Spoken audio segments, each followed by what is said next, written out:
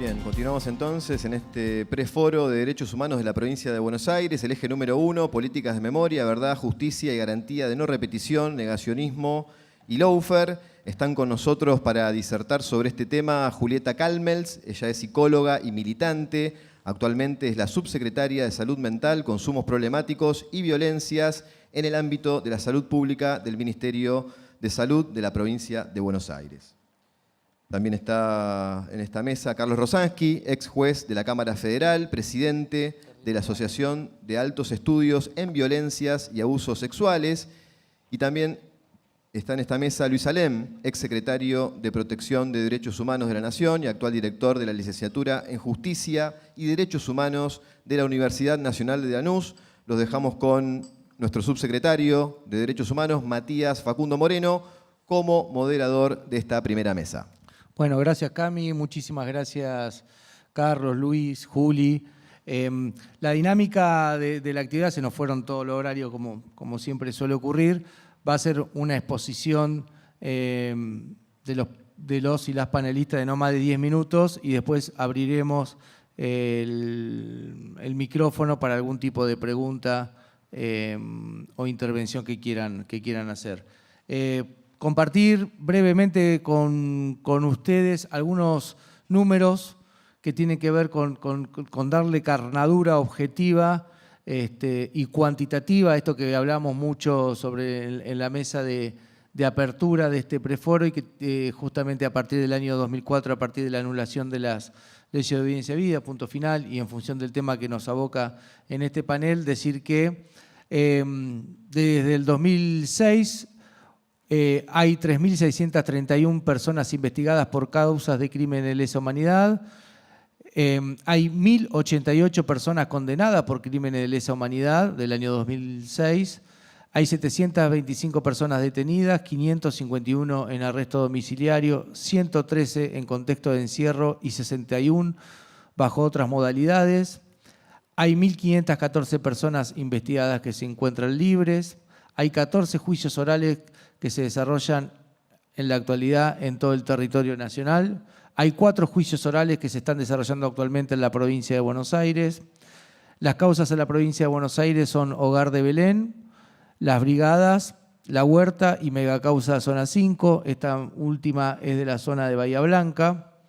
Durante el año 2022, en la provincia de Buenos Aires, hubo 3 causas donde la subsecretaría es querellante y hubo sentencias condenatorias. La primera fue causa Vuelos de la Muerte, la segunda fue causa unificada de Campo de Mayo y la tercera la causa Garachico o Pozo de Arana 2. Y también el otro eje, más allá de las leyes reparatorias, tiene que ver con las diferentes actividades que se están desarrollando actualmente en los centros clandestinos de detención, tortura y exterminio que hoy fueron transformados en espacio de memoria. Estamos realizando visitas y diferentes actividades. Este es un poco el marco y sin más le paso la palabra a la compañera subsecretaria de Salud Mental, Consumos Problemáticos y Violencias en el ámbito de la salud, Julieta Calmels. Bueno, buenos días a todos, a todas. Muchas gracias por la invitación a este preencuentro, preforo que se realiza en nuestra provincia de Buenos Aires.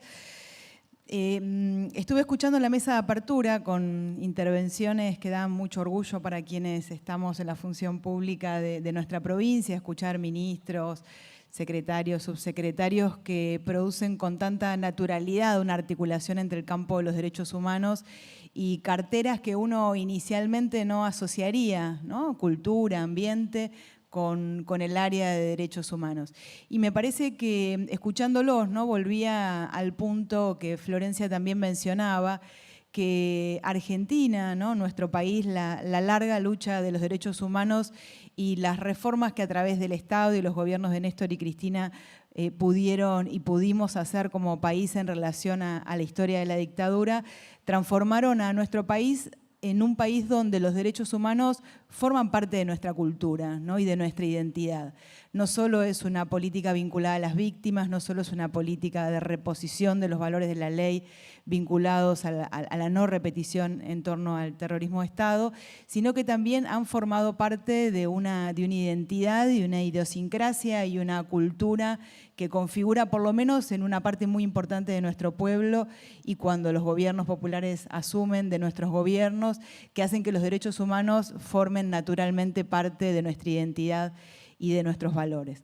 En materia de salud mental, ustedes saben que la Ley Nacional de Salud Mental incorpora, entre otras cosas, los derechos humanos como un elemento organizador de las políticas públicas en materia de salud mental, y es ese mismo cambio en materia normativa la que está permitiendo, entre muchas otras cosas también, que nuestra provincia esté atravesando un proceso de reforma en materia de salud mental con perspectiva de derechos y de derechos humanos, y que iniciemos un proceso de transformación de instituciones que en nuestra provincia se constituían como instituciones de gran vulneración de los derechos humanos, como los hospitales neuropsiquiátricos, y también como muchas otras instituciones públicas y también privadas vinculadas al tratamiento de los padecimientos subjetivos en Argentina y en nuestra provincia. Entonces, esa particularidad, ¿no?, de nosotros como argentinos, me parece que repensaba un poco el título de la mesa, Negacionismo, Lawfare, y bueno, y pensaba en qué punto, cuándo empezamos a contar estos términos, estas categorías, como nuevas categorías con las que se establece una discusión en este tiempo. Y pensaba, seguramente cuando se armó la mesa tal vez no había ocurrido el intento de asesinato de nuestra vicepresidenta, y que tal vez habría que empezar a encadenar estas categorías de negacionismo, lawfare, con el intento de magnicidio a Cristina, ¿no? Como tal vez categorías que van concatenándose en uno de los problemas que vamos a tener que configurar, me parece, para este tiempo, que tiene la forma democrática en algún sentido del sostenimiento de un Estado de Derecho, pero que viene justamente a producir un embate con lo que habíamos logrado conquistar en la Argentina como producto de las luchas de los derechos humanos, ¿no? Todas las políticas que recién Matías mencionaba vinculado a los juicios, todas las políticas vinculadas a la reparación a las víctimas, que incluyen la justicia, pero también incluyen procesos de acompañamiento y muchas otras políticas reparatorias, los sitios de memoria y muchas otras que configuran el entramado de los derechos humanos, permitieron en la Argentina que los derechos humanos, como decíamos, se incorporaran en las políticas estatales, pero además también que configuraran el nuevo modo de empezar a hacer la democracia argentina. No solamente son las leyes de reparación, no solamente son los juicios, sino que en el marco de las luchas por los derechos humanos se empezó a configurar un nuevo modo de pensar y de habitar la democracia en la Argentina, y la anulación y la derogación de las leyes de impunidad y de olvido permitieron a la Argentina inaugurar una nueva etapa democrática en aquellos años felices de Néstor y de Cristina, ¿no?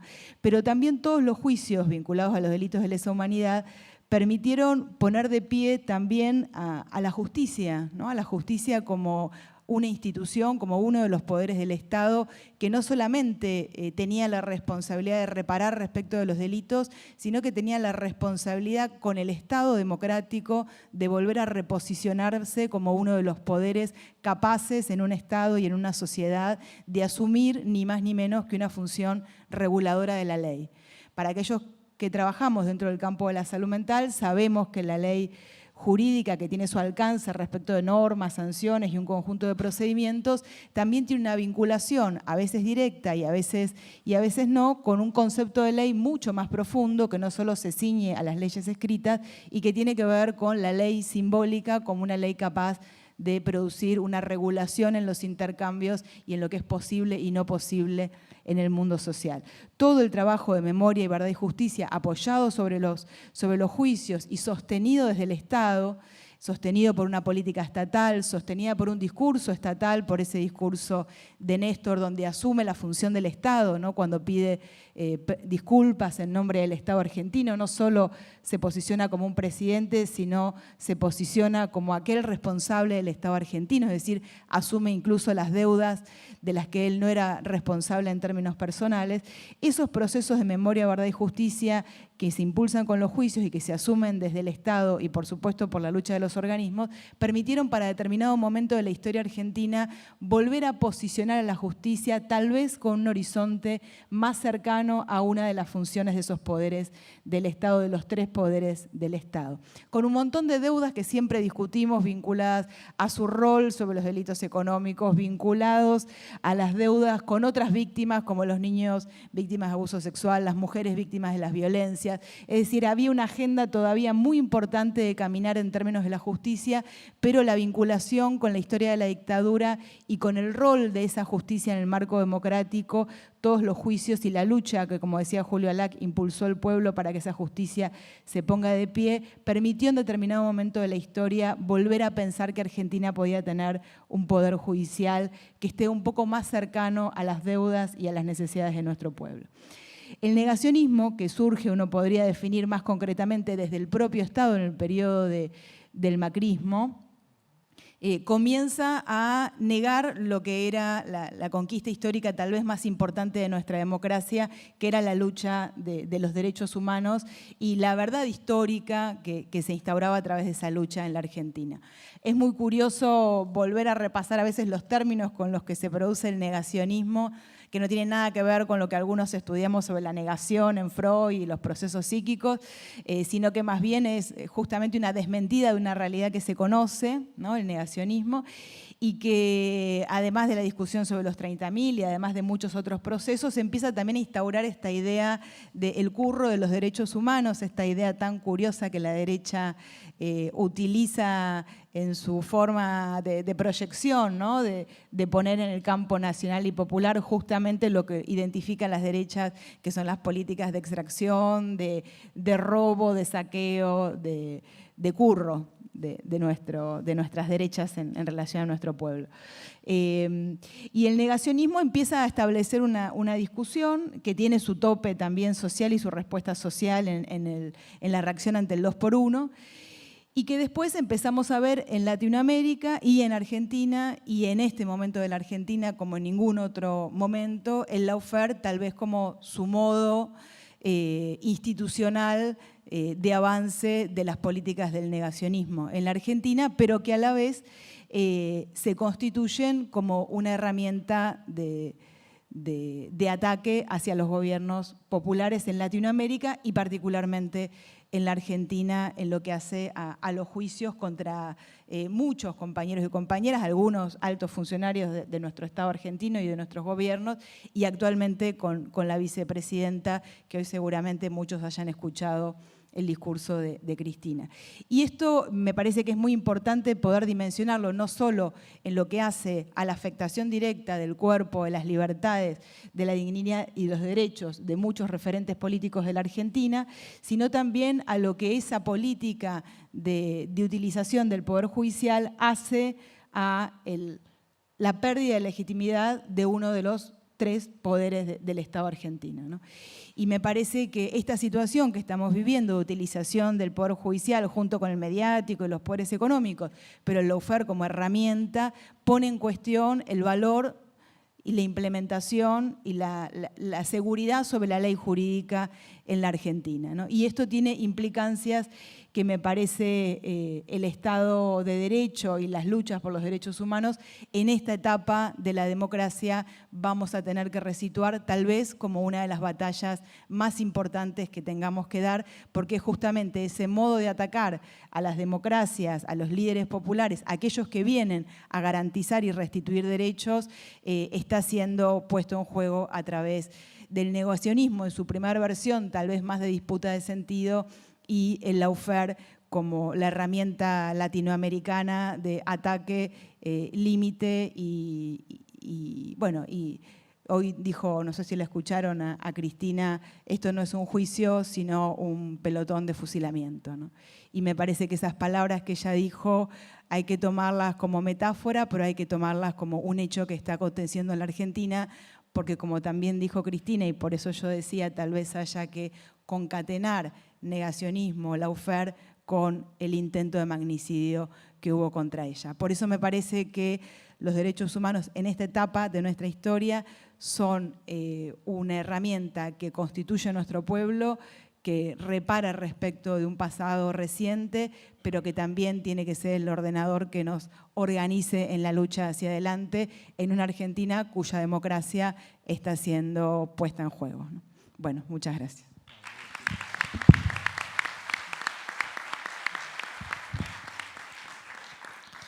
Bueno, muchísimas gracias, Juli. Como todos y todas saben, Juli está aplicando una política pública revolucionaria en la provincia de Buenos Aires que tiene que ver con la desmanicomialización, ahí va, en todas las unidades psiquiátricas de nuestra provincia. A mí la verdad que me ha tocado acompañarla en algunos eventos que en materia simbólica y material son muy fuertes, que tiene que ver con la posibilidad de externación de aquellas personas que históricamente estuvieron en lugares que claramente se violaban sistemáticamente los derechos humanos, que tienen que ver con estos hospitales neuropsiquiátricos, así que siempre es un orgullo ser compañero de gestión de Juli, porque la idea también de invitarla acá es que ella tiene una perspectiva claramente en materia de derechos humanos del trabajo, en este caso del Ministerio de Salud. Bueno, sin más le vamos a pasar la palabra al ex juez de la Cámara Federal, a Carlos Rosaski. Carlos actualmente también es presidente de la Asociación de Altos Estudios en Violencias y Abusos Sexuales. Carlos, te paso.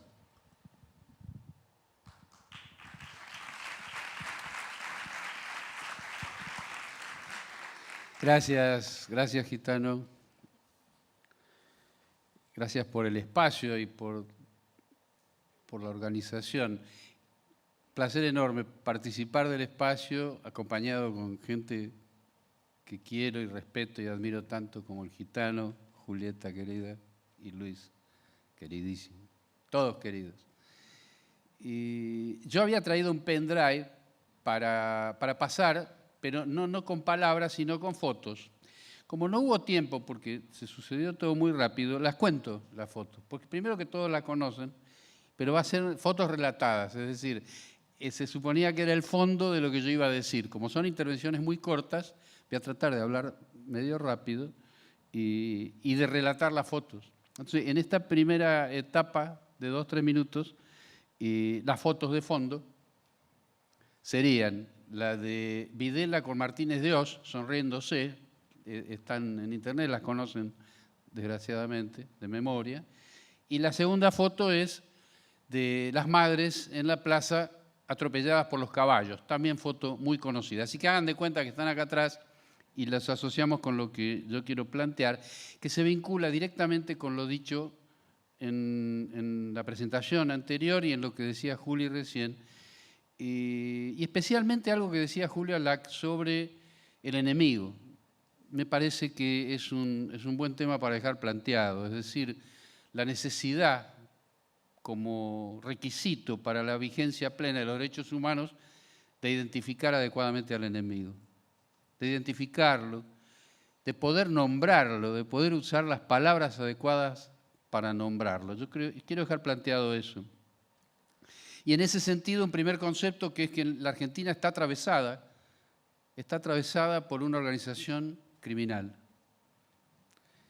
que ni siquiera es nacional solamente, es transnacional. O sea, el primer concepto que quiero dejar planteado es el atravesamiento que estamos padeciendo de una organización criminal. El objetivo de esa organización criminal era y es exclusivamente de saqueo, es decir, transferencia de recursos de los sectores más vulnerables a los sectores más poderosos. Históricamente, en una secuencia que yo, por supuesto, voy a contar rapidísimo, igual pido que si no me doy cuenta del tiempo, que por favor me lo avisen, pero voy a tratar de ser muy sintético. Con esas fotos de fondo, primera etapa, Plan Cóndor número 1. Plan Cóndor 1 idénticos el objetivo al que yo estoy planteando, es decir, el saqueo a través de la transferencia de recursos, una metodología operativa, que fue el secuestro, la tortura, la desaparición y muerte. Sabemos, desgraciadamente, de qué estamos hablando. Y el resultado no solo fueron muchísimos más de 30.000 desaparecidos, sino que además se multiplicó simultáneamente por 5 la deuda externa, que es un dato económico, pero que hay que tener en cuenta, sobre todo para entender esa asociación que hay con el método represivo y el objetivo de saqueo que yo planteaba. El segundo punto de esta primera etapa que fue el Plan Cóndor 1 es la metodología psicológica. Y acá dejo planteado, entrando en otros ámbitos, pero sí lo dejo planteado por razones de tiempo, aquel famoso libro de Naomi Klein, La doctrina del shock, que tiene muchísimo que ver con la metodología utilizada, que era de secuestro, desaparición, tortura y muerte, que yo mencionaba en el Plan Cóndor 1, pero acompañado por ese concepto de shock que describe tan bien Naomi Klein, a tal punto que en ese libro, La doctrina del shock, Naomi Klein cita específicamente el proceso argentino y específicamente la sentencia en el caso de Checolás. Perdón por la autorreferencia, pero está descrito en el libro. Precisamente por lo disruptivo que significó en ese momento de shock que se estaba transitando a partir de la dictadura, la impunidad posterior y luego lo que sucede a partir de la anulación de las leyes de obediencia debida y punto final.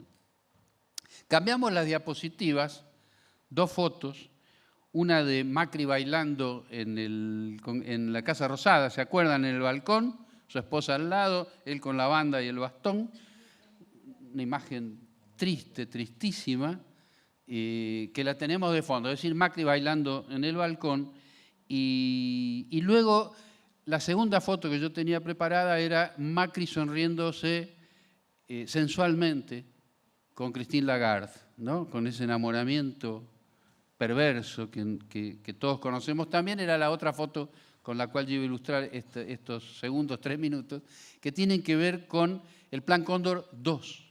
Plan Cóndor 2, que fue del 2015 al 2019, Mauricio Macri gobernando, el mismo objetivo, saqueo, transferencia de recursos y fuga. O sea, no tenemos que olvidarnos que todos esos recursos que han sido transferidos también han sido fugados. Esto es una cuestión central, en otro momento habrá que extenderse, pero que tiene que ver con el carácter transnacional de esta organización criminal. Porque esos recursos se fueron del país y para que se fueran es necesaria la existencia de cómplices afuera, de paraísos fiscales, etcétera, etcétera, etcétera. Por razones de tiempo no lo puedo extender, pero lo quiero vincular para agregar el concepto de fuga al de aquel saqueo con transferencia de recursos. También dos tipos de metodología para este Plan Cóndor 2. Una, la operativa, que fue el lawfare que explicaba Julieta recién, con un agregado, porque el lawfare, como sabemos, tiene pilares sin los cuales no puede funcionar, que son los medios hegemónicos de comunicación, transmitiendo falsamente conceptos, creando subjetividad todos los días, o sea, el aporte de los medios hegemónicos es absolutamente imprescindible. Los servicios de inteligencia, que en la época de Mauricio Macri eran los servicios de inteligencia, y que hoy, como vamos a ver, son los ex servicios de inteligencia. Pero cuando el Poder Ejecutivo, que en este caso es Mauricio Macri durante el 2015-2019, y estamos hablando de un criminal, o sea, un criminal muy peligroso, verdaderamente muy peligroso, y que sigue impune al día de la fecha. Y eso tiene que ver con lo que dije al comienzo, que es la posibilidad de llamar las cosas por su nombre y a los criminales también por su característica.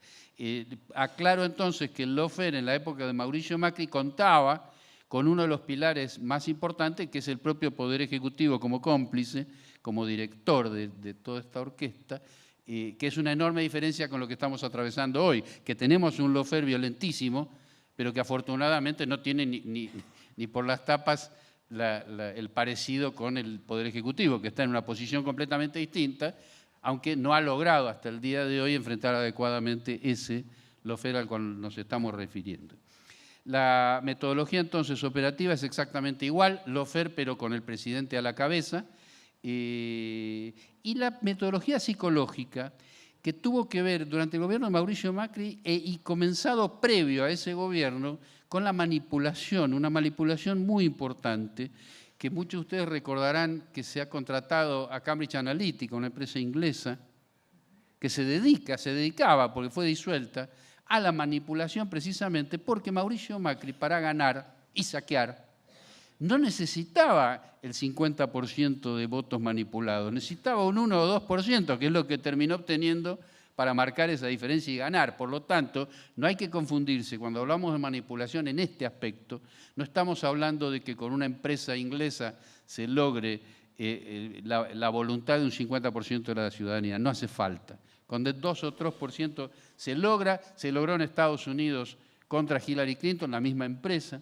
se logró en Filipinas, o sea, sería muy largo de explicar, pero dejo planteado el concepto de manipulación como metodología psicológica utilizada por el gobierno de Mauricio Macri aún antes de ganar las elecciones. Finalidad, como dije, la misma, y con una construcción de subjetividad tendiente a deshacer vínculos, solidarios. Yo lo digo muy rápido porque no tenemos tiempo, pero hay un concepto extraordinario que genera Daniel Feuerstein, que de esto sabe mucho, y que llamó a este proceso, en la época de la dictadura, proceso de reorganización,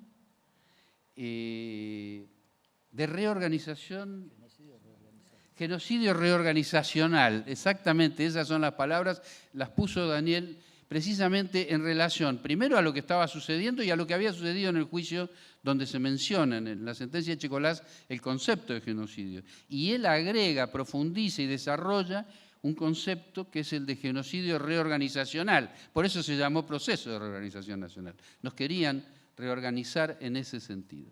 Esto es algo lo que hay que plantearlo porque tenía que ver con la disolución de los vínculos solidarios, que es lo que lamentablemente en un aspecto han logrado y siguen logrando a partir de esa manipulación mediática que nos hacen todos los días. Es la gente que vemos en C5N cuando le preguntan en la calle, que dicen, no sé, pero voto a Bullrich, o quiero que Bullrich o Macri o quien sea.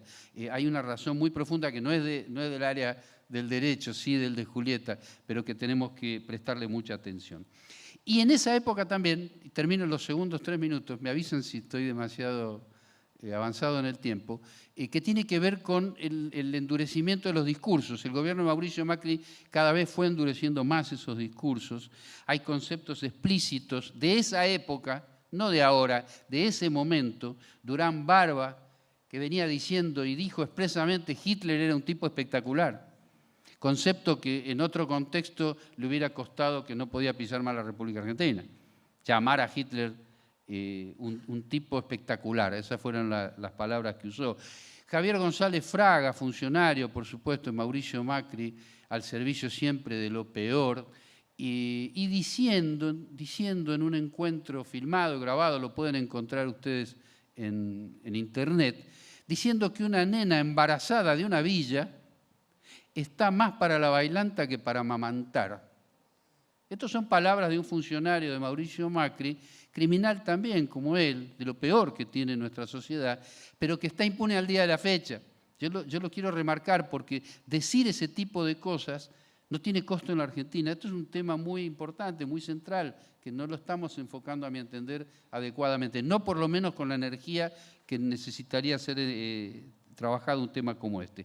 Y en esa época también el propio Mauricio Macri, reproduciendo frases textuales del libro Mi lucha de Hitler, por el cual lo hemos denunciado, lo denunciamos con Eduardo Barcesat, lo denunciamos en su momento con Horacio Pietragala en Comodoro Pi. Fuimos personalmente a presentar esta denuncia que por supuesto no avanzó, pero Macri fue denunciado por nosotros precisamente por citar textualmente el libro Mi lucha de Hitler, o sea, con un contenido ideológico inequívoco. Y lo traigo a cuento por el tercero y último de los momentos que quiero señalar, que es el Plan Cóndor 3, que es el que estamos atravesando en este momento. Les digo cuáles fotos tenemos detrás, imaginarias, pero las tengo en un pendrive, que son la de las bolsas mortuorias en la puerta de la Casa de Gobierno, la de los muñecos colgados en las rejas y finalmente la guillotina del célebre carpintero Jonathan Morel, cosas que lamentablemente siguen muy vigentes en nuestro país y que caracterizan este Plan Cóndor 3, que es el último que voy a mencionar, y que tiene como método operativo exactamente el mismo, es decir, el lawfare pero endurecido. No es el mismo lawfare, es un lawfare que se fue endureciendo cada vez más, siempre en este caso, ya no con el presidente de la Nación, por supuesto, tampoco con los servicios de inteligencia, pero sí con los ex servicios de inteligencia, que siguen operando absolutamente impunes, con la misma metodología que les decía antes, esa metodología psicológica de la doctrina del shock de Naomi Klein, que ella explica en cuanto a cómo determinadas circunstancias históricas que pueden ser producto de la naturaleza o creadas. Ella aclara y da ejemplos, producto de la naturaleza, no sé, el huracán Katrina en Nueva Orleans, que generó, por ejemplo, las condiciones para privatizar la educación en Nueva Orleans, un hecho no muy conocido. O en Sri Lanka un tsunami que hace que la gente de la costa se tenga que correr por razones obvias, desastre natural de tsunami, y se aprovecha eso para apropiarse de la costa y poner los hoteles 5 estrellas en ese lugar de la playa. Esto ella lo cita, es muy interesante, pero también lo contrasta con aquellos fenómenos de shock provocados. Y ahí viene donde ella desarrolla el ejemplo de la región, no solo de Argentina, sino de los golpes de Estado en la región que generan a través de esa política de shock las condiciones para ese saqueo al cual nos estamos refiriendo. O sea, es un tema sumamente interesante. Y en esta etapa de la que estamos atravesando, los discursos que yo citaba antes de la época del macrismo se han endurecido cada día más. Se endurecen sin ningún problema. Nos llama la atención no solo el endurecimiento, sino la impunidad con que son endurecidos. Es decir, la falta de respuesta que yo creo que algún día tenemos que analizar también seriamente. No solo por qué se endurece el discurso, sino por qué tenemos tanto problema en darle una respuesta adecuada a esos violentos. Me parece que ese es uno de los puntos centrales. Como ejemplo nada más, el clima de esos discursos de odio, que fueron en los últimos años la quema de barbijos, los muñecos, la guillotina, y finalmente el atentado a Cristina Fernández de Kirchner, que es un hecho absolutamente impresionante, si es que le cabe el término, y también yo voy a ser un poco redundante en esto, que por un lado nos significa un claro shock, como fue para todos nosotros el atentado, pero también está desnudando una impotencia para dar respuesta adecuada. Impotencia, y lo digo con todo respeto y cariño y admiración, impotencia que alcanza a la propia Cristina Fernández de Kirchner. Porque no solo ella es víctima de ese atentado, como lo es una parte importante de la población, sino que además lo que está sucediendo está mostrando impotencia.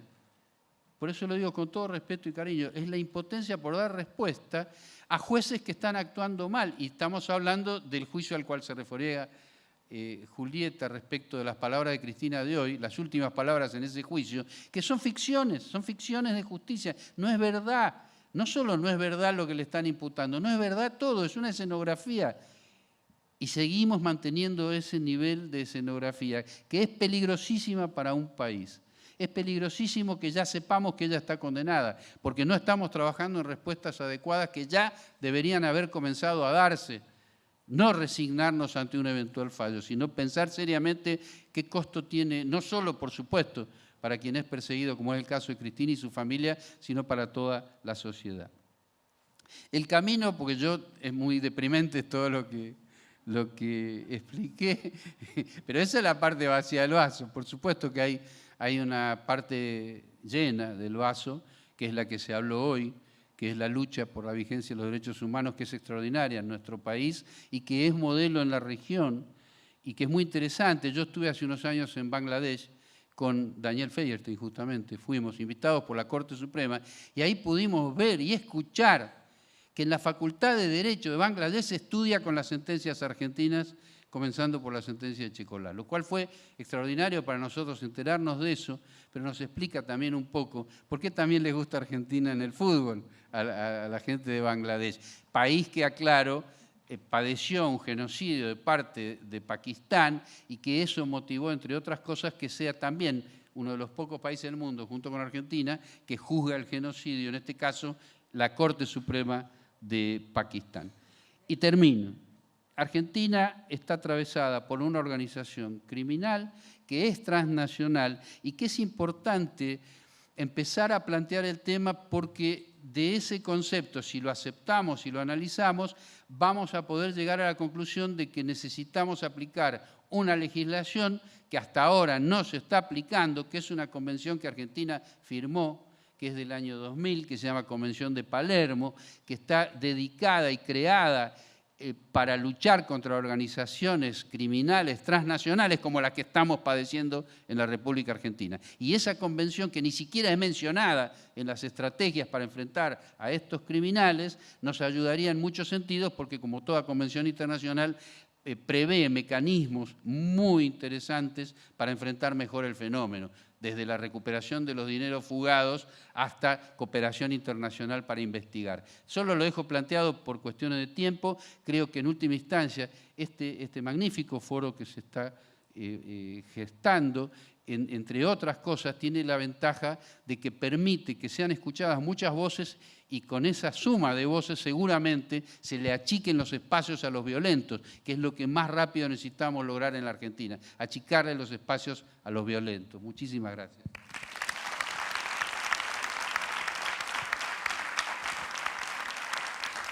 Hola, hola.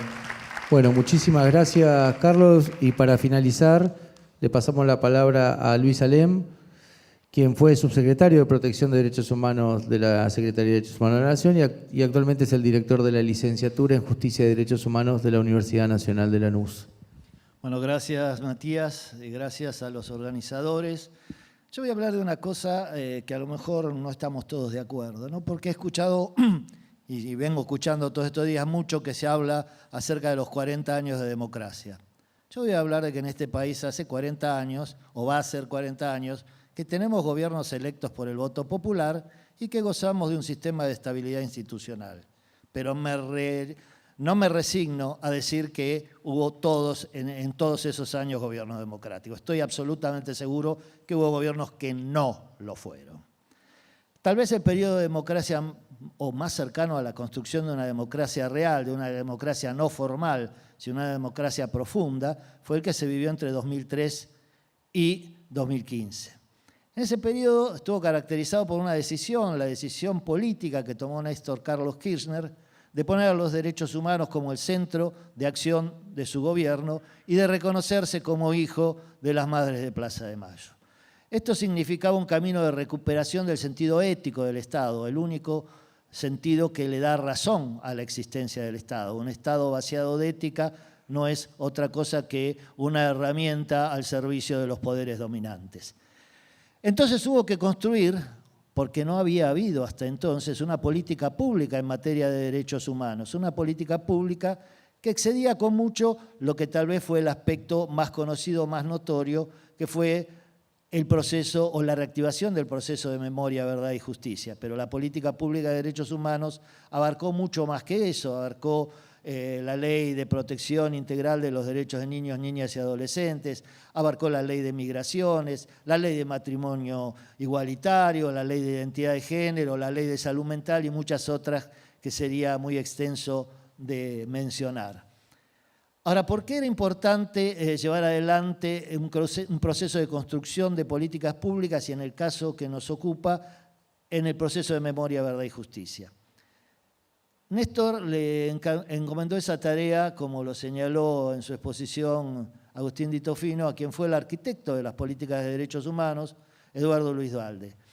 Y con Eduardo teníamos una convicción que atravesaba algo que de alguna forma Carlos explicó, ¿no? Esa grieta que está presente en toda nuestra historia, ¿no? Que enfrenta a los modelos de saqueo, de destrucción, con aquellos que han pretendido construir modelos con sentido popular, modelos al servicio de la igualdad, de la libertad verdadera, etcétera, ¿no?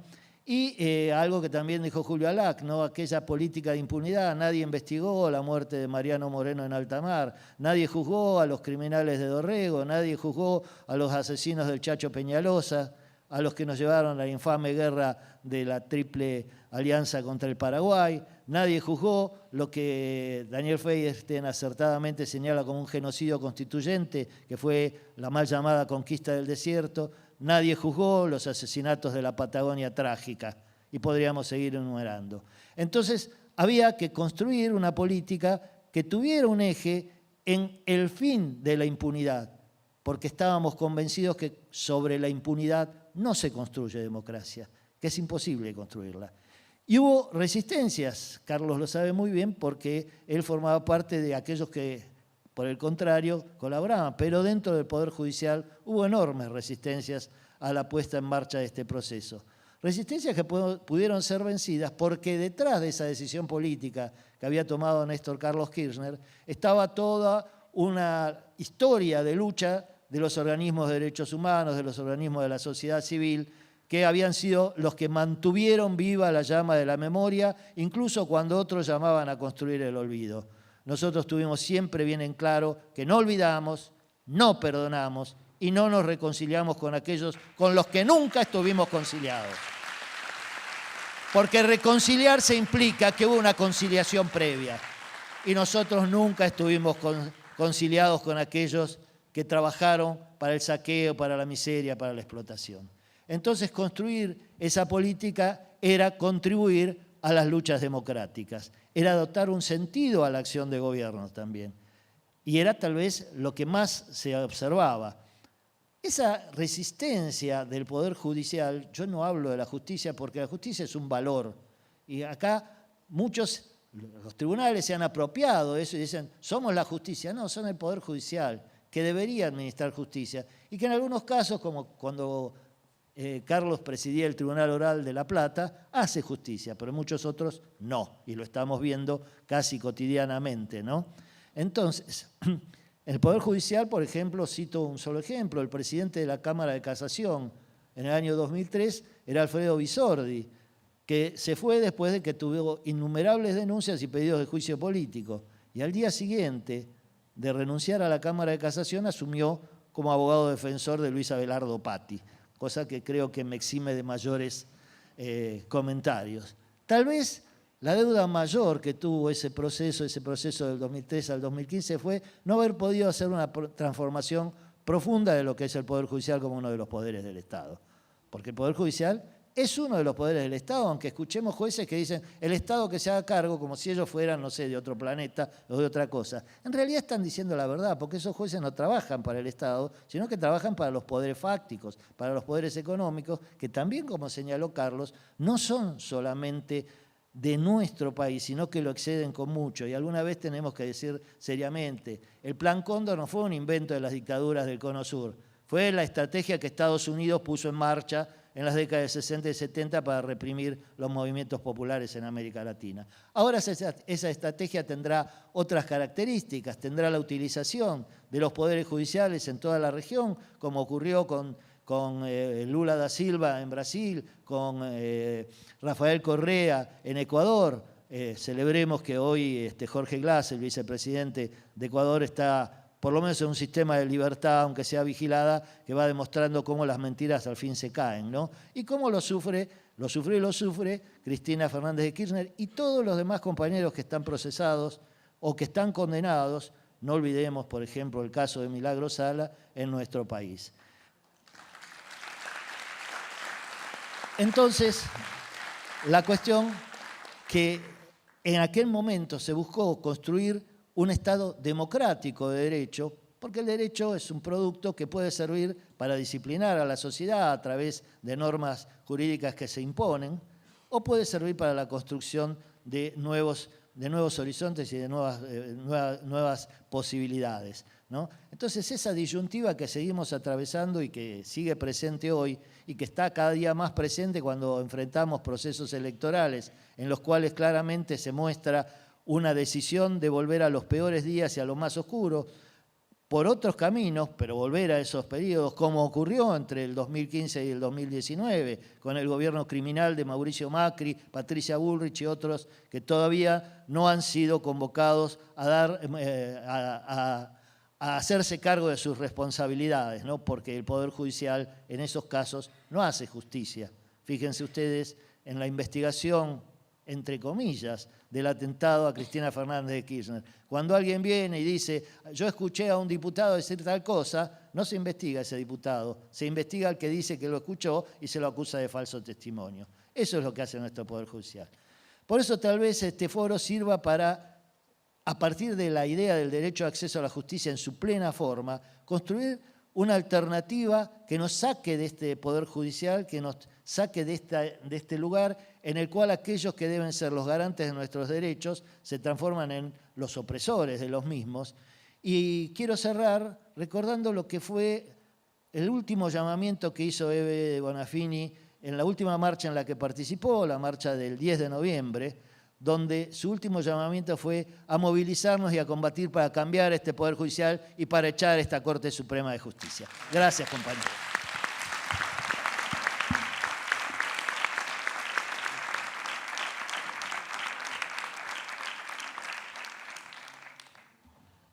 Bueno, muchísimas gracias Luis, Carlos, Juli, por la claridad.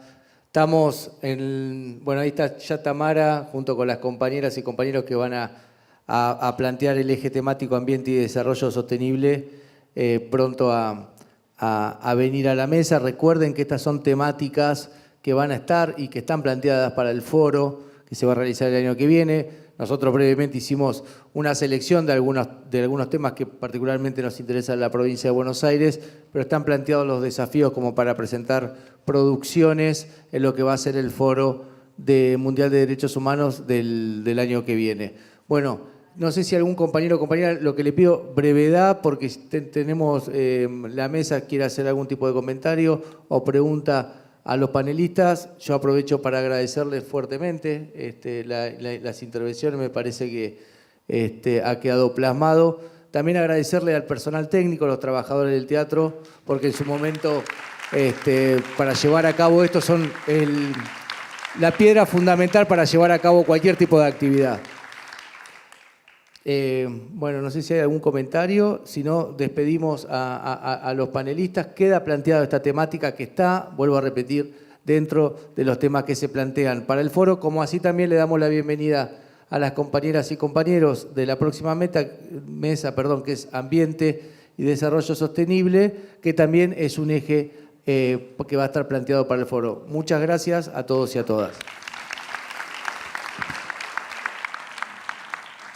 Bueno, muchísimas gracias Julieta Calmens, Carlos Rosansky, Luis Salem y también agradecimiento a nuestro subsecretario Matías Facundo Moreno. Como él bien lo decía, vamos a dar en continuación ahora el eje 2, Ambiente y Desarrollo Sostenible.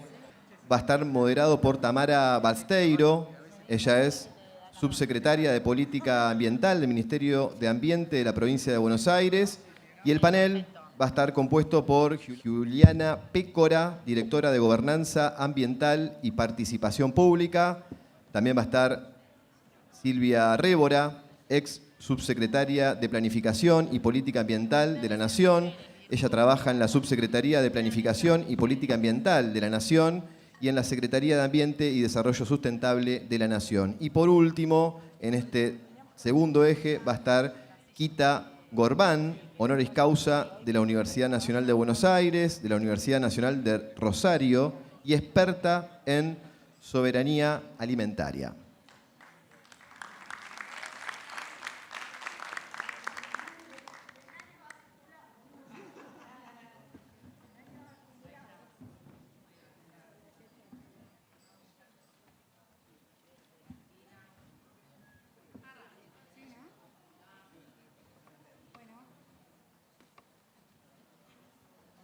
¿No se escucha?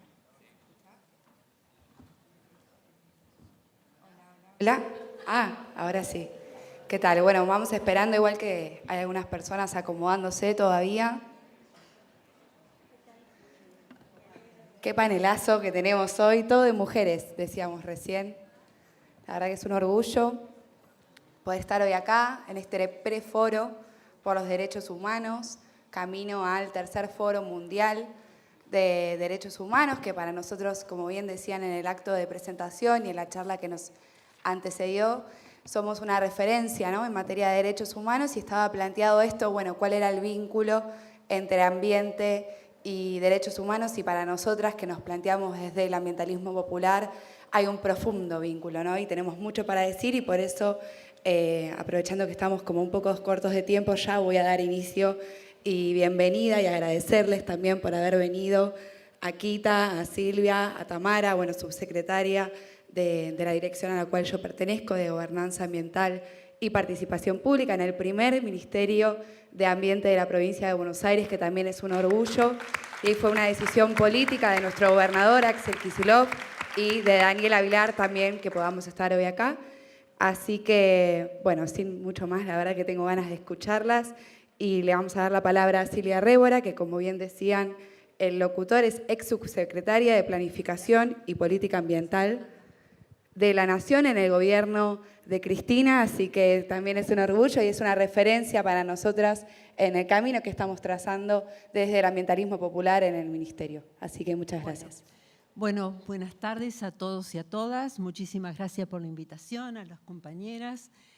Yo quería hacer muy someramente un pantallazo sobre la crisis ambiental global que tiene nuestro planeta, para luego plantear cuáles son sus causas y, muy someramente, cuál es nuestra posición como ambientalistas en el marco de un gobierno nacional y popular, y que lo dejaría más para Tamara, que está en la gestión, que está día a día luchando y combatiendo desde nuestras políticas ambientales, combatiendo la pobreza, la desigualdad, la indigencia.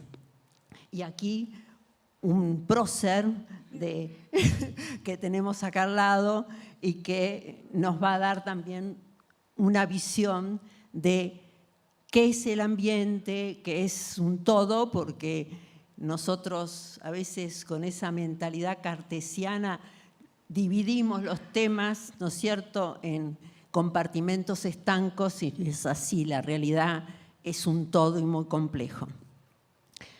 Bueno, en 1962 surge un libro de Rachel Carson, una bióloga estadounidense, que se llamó La primavera silenciosa, y fue la primera denuncia de la contaminación química que se producía por el DDT, ¿no?, a los peces y a las aves. Y a partir de ahí es que se comienza a cuestionar qué causa estaban provocando, ¿no es cierto?, la producción química, petrolera, etcétera, etcétera, sobre la naturaleza. Y 10 años más tarde, 1972, tenemos la primera conferencia de Estocolmo sobre ambiente, y a partir de ahí las Naciones Unidas toma el tema, y lo toma, por supuesto, desde una perspectiva del norte global. Somos conscientes de eso. Ahora, ¿qué es el ambiente? El ambiente es la relación del hombre con la naturaleza, es la relación de la sociedad con la naturaleza.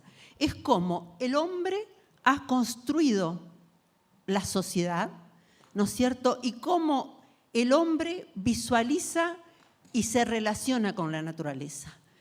Y en los inicios de la humanidad el hombre estaba totalmente integrado a la naturaleza, pero luego se fue alejando de la misma y comenzó a percibirla como una canasta de recursos naturales, una canasta de recursos que nosotros podíamos extraer para la producción económica.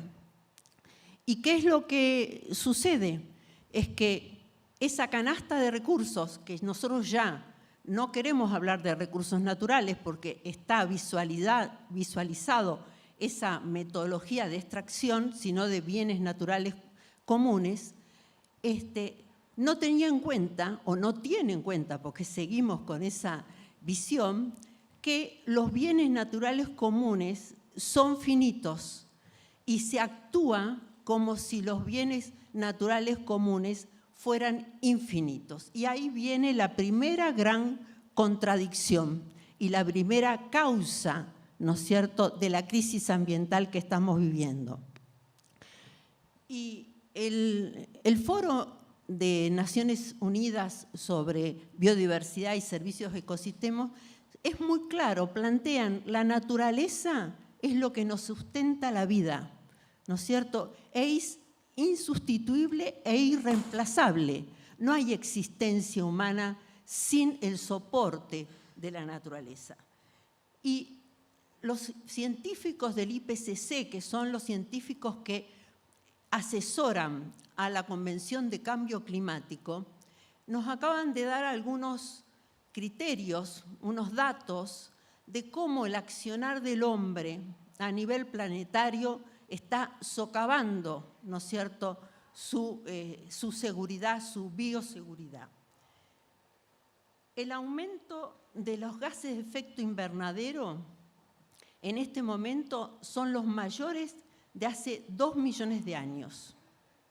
Y ahí luego vamos a plantearlo, cuál es la responsabilidad. Es el norte global el que ha producido el cambio climático que nosotros en el sur global lo estamos padeciendo. Y sobre todo lo padecen los sectores más vulnerables. La disminución del hielo ártico es la menor en los últimos 1000 años. La retracción de los glaciares de la montaña es la menor en los últimos 2000 años. Y el nivel de mar es el mayor nivel de mar, según la data, en los mayores de los últimos 3000 años. Esa es la acción del hombre, como la sociedad, ¿no es cierto?, ha transformado esa naturaleza y cómo la naturaleza reacciona ante esa transformación. A mí me gustaría leer una frase de un científico que yo creo que es un trabajo que todos tenemos que por lo menos leerlo o conocerlo, que es un científico sueco que trabaja ahora en Alemania, Johan Rockström, y que dice: estamos inmersos en una crisis ambiental global sin precedentes en la historia de la humanidad. Somos la primera especie que formamos parte de la naturaleza, ¿no?, sobre la Tierra que sabe que estamos socavando la estabilidad planetaria y poniendo en riesgo la humanidad.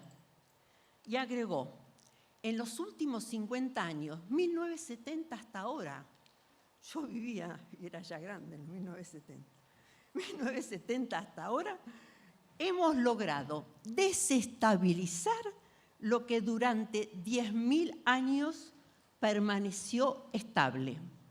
Esa es la situación nuestra a nivel planetario. ¿Y qué plantea Rockström? Él plantea que hay mínimamente 9 límites que no se deben transgredir. Los paso a enumerar rápidamente. El aumento de CO2 o de gases de efecto invernadero en la atmósfera, conocida como cambio climático, pérdida de biodiversidad, de 8 millones catalogados, hay 1 millón en peligro de extinción, la cantidad de vertido de fósforo en el mar, la fijación de nitrógeno en la atmósfera, el consumo de agua dulce, la acidificación del mar, el aumento del ozono estratosférico, la contaminación química. En síntesis, son 9 límites que no podemos traspasar y ya traspasamos 3. Fundamentalmente, el de aumento global de la temperatura del planeta y la pérdida de diversidad y también el vertido de fósforo en el mar y fijación de nitrógeno. Ahora, ¿qué es lo que dice Rockström? Traspasar estos límites es un sistema, es un fenómeno físico, no inventado por Rockström, es pura física, donde en un sistema, si varios subsistemas colapsan, pueden, por efecto dominó, arrastrar a todos los otros subsistemas. Por lo tanto, Rockström dice que si no frenamos, ¿no es cierto?, esta forma de trabajar, de producir y de consumir, vamos quizás inevitablemente a un colapso y que la vida tal cual la conocemos ya no va a existir más. Ahora, ¿cuál es la causa?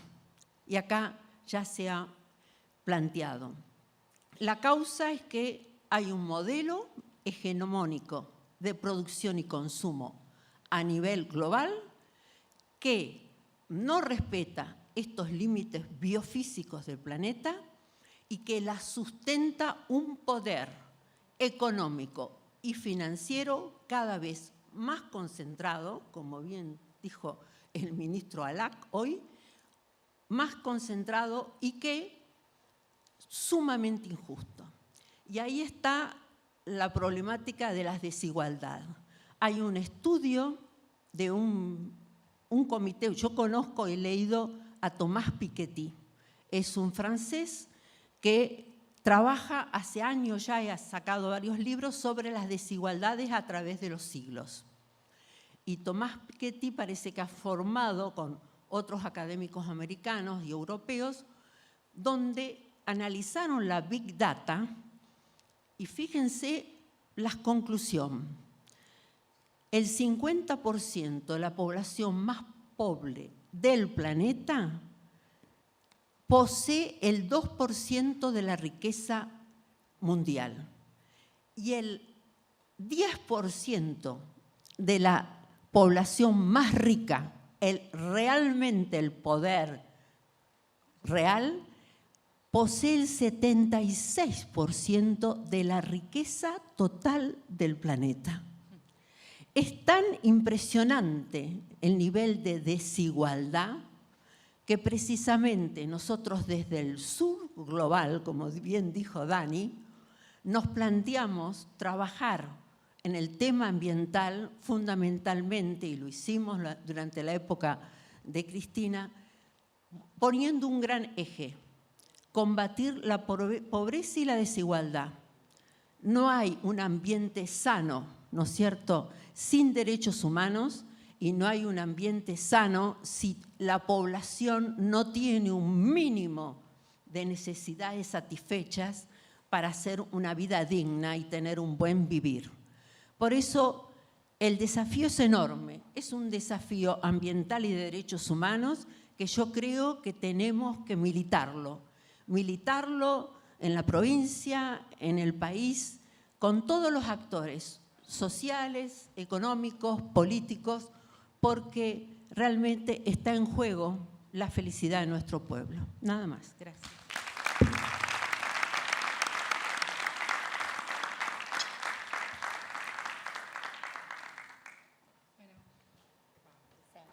Bueno, muchísimas gracias, Silvia, nuevamente. Le vamos a dar la palabra ahora a nuestra subsecretaria de Política Ambiental del Ministerio de Ambiente de la Provincia de Buenos Aires, Tamara Basteiro. Muchísimas gracias.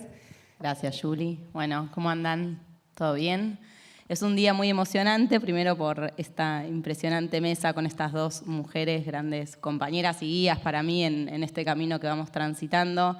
Y Juli también, una compañera joven, hoy que hablaban, ¿no?, como de la importancia también de que los y las jóvenes se sumen a la militancia por los derechos humanos, a la militancia política, a la gestión pública también, que hoy ocupa también un rol y una dirección muy importante, nueva, que está llevando adelante políticas públicas que hasta ahora no se venían llevando adelante en la agenda ambiental, digamos, de la provincia de Buenos Aires, y un gran desafío también ahí de construir esas políticas con los actores en el territorio, los compañeros que estuvieron en la mesa de hoy, bueno, Daniela, veo también otros compañeros con los que arranqué mis pasos en la gestión pública. Yo, como todo tiene que ver con todo y las vueltas de la vida, les voy a contar que arranqué en la gestión pública en la Secretaría de Derechos Humanos, ahí con Eduardo Luis Dualde, que hoy lo nombraban, cuando, bueno, era bastante más joven que ahora. Pero además, digo, ahí también arranqué a estudiar y me empezó de alguna manera como a conmover o a preocupar o a atender la cuestión ambiental y cómo eso tenía que ver o cómo eso se relacionaba con el vivir de las poblaciones, ¿no? Cuando siempre fui también militante y militaba ya en ese momento, y bueno, y había como una necesidad de empezar a pensar y de relacionar cómo la manera, como explicaba muy bien Silvia, de relacionarse con el entorno, de relacionarse con la naturaleza, como el modelo de producción y consumo, como el modelo de país, porque al fin y al cabo la discusión es esa, es el modelo de país. Cómo queremos crecer, cómo nos queremos desarrollar, cómo queremos que vivan los pibes, cómo queremos que vivan las pibas, qué derechos tenemos que ir a conquistar, porque hoy también se habla de que esos derechos se conquistan y que nadie los regala. Entonces, bueno, me parece que digo, ahí un poco arrancó este camino, que en el camino también uno se va encontrando con distintos compañeros y va construyendo esas agendas y se va dando cuenta de los desafíos, se va dando cuenta también de las dificultades que existen, ¿no? A veces a la hora de gestionar o de ideas que uno tiene y cómo eso después poder llevarlo a la práctica. Y la verdad que estas dos grandes compañeras son para nosotras, digo en el Ministerio también, porque además son asesoras en el Ministerio y ahí tenemos también como un vínculo con Dani, digo, para ir pensando en estos desafíos que tenemos hacia adelante. Yo me anoté algunas cosas, pero soy muy desordenada, así que seguramente diga la mitad de lo que me anoté. Pero digo, me parece que cuando hablaba hoy Daniela y hablaba del tema de los derechos humanos, ¿no? Y cómo lo ambiental o esta nueva cuestión en la que empieza a aparecer en muchos foros, el tema ambiental en la agenda de derechos humanos, el tema ambiental en la agenda del desarrollo, el tema ambiental en la agenda económica, el tema ambiental en la agenda cultural. Digo, me parece que ahí lo que creo que es importante hablar o importante decir es que esto de la agenda pública, la agenda política que queremos construir y que en ese sentido lo ambiental se suma de alguna manera, ¿no? Porque como bien decía Silvia, es un tema que se viene trabajando hace mucho tiempo. Cuando hablamos de que se suma la agenda, bueno, el gran desafío que tenemos nosotros y nosotras desde el Ministerio es cómo se suma la cuestión ambiental. ¿Cómo se suma? ¿Se suma desde esa mirada hegemónica, se suma desde esa mirada del norte global o se suma desde nuestra mirada, desde nuestros territorios, llevando la voz del territorio a esas agendas, a esos foros y a esas agendas públicas y mediáticas que construyen sentido también? Digo, se trabajan muchos temas ambientales cuando uno abre los portales de los diarios, Twitter, ¿no? Y ahora todas las nuevas plataformas por las que muchos de los pibes y las pibas se informan. Muchas veces esa mirada y esa construcción de esa agenda se plantea desde un lugar separado de la política, separado, como decía hoy Dani, de la discusión política, económica, social. Y la verdad es que creo yo que quienes somos militantes y estamos en la gestión pública y el Ministerio en ese sentido tiene el gran desafío de poder plantear esa agenda desde esta mirada, desde esta impronta y desde las necesidades que nosotros tenemos en el territorio. Bueno, ¿cuáles son las necesidades de las pymes, de las empresas, de las cooperativas de nuestra provincia en este caso? ¿Cuáles son? ¿Las conocemos? ¿Las sabemos? Bueno, esas son las cuestiones que tenemos que ir a plantear. Lo veo también a Luis, mi compañero, el mejor subsecretario que tiene el Ministerio de Ambiente, porque él dice que yo le digo, pues es el único. Entonces, el mejor subsecretario que tiene el Ministerio de Ambiente, digo, que está trabajando y dándose una fuerte tarea con muchas de las empresas de nuestra provincia para lograr eso de la reconversión industrial, ¿no? Que parece como a veces un eslogan muy lindo y que parece algo muy fácil. Bueno, para que dejen de contaminar y entonces que las empresas se reconviertan. Ajá, ¿y cómo? Porque, digo, también esas empresas generan laburo, ¿no? Digo, y cuando hablamos del derecho al ambiente sano y del artículo 41 de nuestra Constitución, también en una intervención muy interesante, que los invito a que la busquen en la Cámara de Diputados, nuestro compañero en ese momento jefe de bloque decía, bueno, hay que amigar el artículo 41 con el 14 bis, decía Máximo Kirchner en esa intervención. Y en Capicúa, se los digo, y jugaba ahí como también con los números. Bueno, esa es, digamos, me parece, el gran desafío que tenemos y en ese sentido un poco también contarles, digo, que bueno, que desde el Ministerio se crearon áreas, se crearon políticas públicas, se crearon un montón de programas que intentan dar respuesta a estas cuestiones que nosotros vemos. Las respuestas no se dan de un día para otro, las respuestas se construyen con las poblaciones, por eso digo, y ahí comentaba lo de Juli, porque llevamos adelante un foro para la construcción de la agenda ambiental que intenta nuclear y abrir el ministerio a distintos sectores, a las organizaciones, a las cooperativas, a las pymes, a las universidades, a los pibes que están en las universidades, para ver qué es lo que se espera de esa agenda, digamos, ¿no? Digo, siempre Daniela, y en eso para mí es siempre una guía, ella habla de co-crear las políticas públicas, y cuando estaban en el Congreso llevaron adelante también un foro donde trabajaron con distintas líneas, y de ese foro y de los aportes de la comunidad surgieron 4 iniciativas legislativas, que luego se presentaron, y por supuesto ahí el trámite legislativo y nuestros diputados y diputadas darán como, digamos, la intervención que tengan que dar. Pero digamos, me parece que lo más importante también, y cuando intentamos vincular, como decía hoy Daniela, la cuestión del ambiente a los derechos humanos, creo que tenemos que empezar a entender que la cuestión ambiental es una cuestión transversal, que la cuestión ambiental es la que nos permite, como decía Silvia, la vida, digo, que hoy el derecho al agua, ¿no? Bueno, el derecho al agua, el derecho a una alimentación sana, el derecho a un suelo donde poder producir ese alimento, y ahí Kita hoy nos va a contar y tiene mucho para decir sobre eso, el derecho a producir, el derecho, digo, a elegir, a la dignidad, el derecho al buen vivir. Bueno, todos esos derechos van a ser posibles si, solo si, podemos tener un entorno y un suelo que pisar y agua, digo, en condiciones óptimas para tomar. La verdad es que si seguimos, me parece, y acá sí creo que con la creación del ministerio en la provincia de Buenos Aires y la posibilidad entonces de empezar a dialogar con el resto de los sectores y con el resto de las agendas y con el resto de las carteras de la provincia de Buenos Aires, es poder pensar y poder intervenir en todas las agendas que se construyan y en todas las políticas públicas teniendo en cuenta la mirada ambiental. Porque el tiempo es ahora, como decía Silvia, recién explicaba muy bien esta cuestión cronológica, no es que tenemos, digamos, un montón de tiempo, y sí tenemos, me parece, muchos cambios que llevar adelante. Tenemos un paradigma realmente, creo yo, que cuestionar, y también ahí los pibes, las pibas, ¿no? Las juventudes, digo, no es casual que esta agenda y que estas banderas las levanten mucho de los pibes y las pibas. Bueno, ¿por qué? Porque les preocupa el lugar donde van a vivir. A nosotros, que estamos hoy en este lugar circunstancial, nos tiene que preocupar de la misma manera, nos tiene que preocupar dónde van a vivir nuestros hijos, dónde van a vivir los pibes de nuestros barrios, dónde van a vivir nuestros sobrinos, dónde van a vivir muchos de los pibes que hoy vemos jugando en una plaza, y que si realmente no empezamos a tomar conciencia desde lo individual, pero sobre todo desde lo colectivo, porque las luchas, ¿no? Los derechos, y me parece que sobre todo, digo, las políticas públicas que le cambian la vida a la gente se dan a partir de la militancia y a partir de la organización, como muy bien decían en el panel de hoy. Así que creo yo que es urgente y es necesario que esta cuestión ambiental empiece a trabajarse en todos los lugares, así que celebro también y agradezco a los compañeros, a Mati, al Gitano y a todo el equipo, por invitarnos y también por proponernos pensar la mesa con ellos, digamos, ¿no? Esta mesa también está pensada en conjunto del ministerio, digamos, con el Ministerio de Justicia, y así es como tenemos que trabajar con todos los ministerios, con todos los actores. Tenemos un gran desafío, no es lo mismo hablar de ambiente, el año que viene es un año muy importante, se va a definir el destino de nuestra patria, y me parece que, digo, seguramente la cuestión ambiental suene, seguramente la escuchemos sonar, ¿no? Y muchos candidatos y candidatas hablen de lo lindo, de lo importante que sea preservar el ambiente y el mundo, y que qué bueno, que sí, que quién se va a oponer, por supuesto, ¿no? A cuidar el planeta. Bueno, hay que empezar a prestar atención desde dónde es ese discurso, hay que empezar a problematizar ese discurso, hay que complejizar ese discurso, hay que hacerse preguntas, y hay que ayudar sobre todo a que la población se haga preguntas. Porque como decía Dani hoy, digo, los grandes cambios se dan con los gobiernos populares, y cuando hablamos de ambiente sano y del derecho al ambiente, hablamos del derecho a vivir bien, del derecho a la dignidad, del derecho al acceso al agua potable, y la verdad es que las mayores redes de agua potable, y muchos compatriotas han accedido al agua potable en los gobiernos de Néstor y Cristina, y no así, por ejemplo, durante el macrismo, donde si se conectó una vivienda debe haber sido con bastante suerte.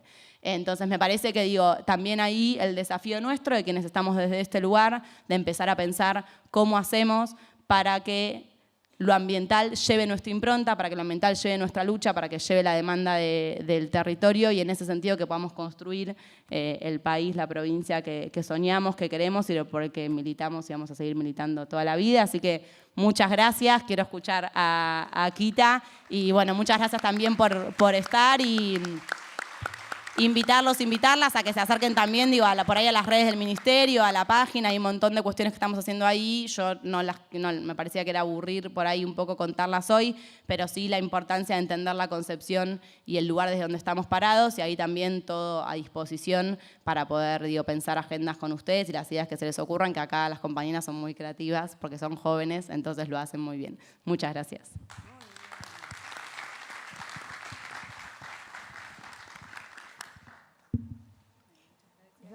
Bueno, muchas gracias. Sí, antes voy a pedir que pongan la presentación de PowerPoint, agradecerle también a Tamara. Quiero decir que esto se viene hablando mucho siempre, ¿no? De poder hablarle a la juventud en los temas ambientales. Y es una realidad que nuestro ministerio está compuesto por muchas personas jóvenes y nada, también agradecerles esa oportunidad y nosotras lo tomamos con mucho compromiso y mucha responsabilidad. Pero acá tenemos una experta que tiene muchísima trayectoria en materia ambiental.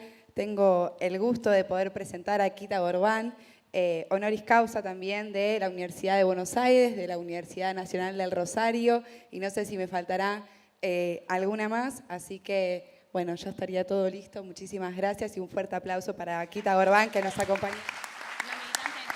Una militante. Muchas gracias. Muchas gracias por esta invitación.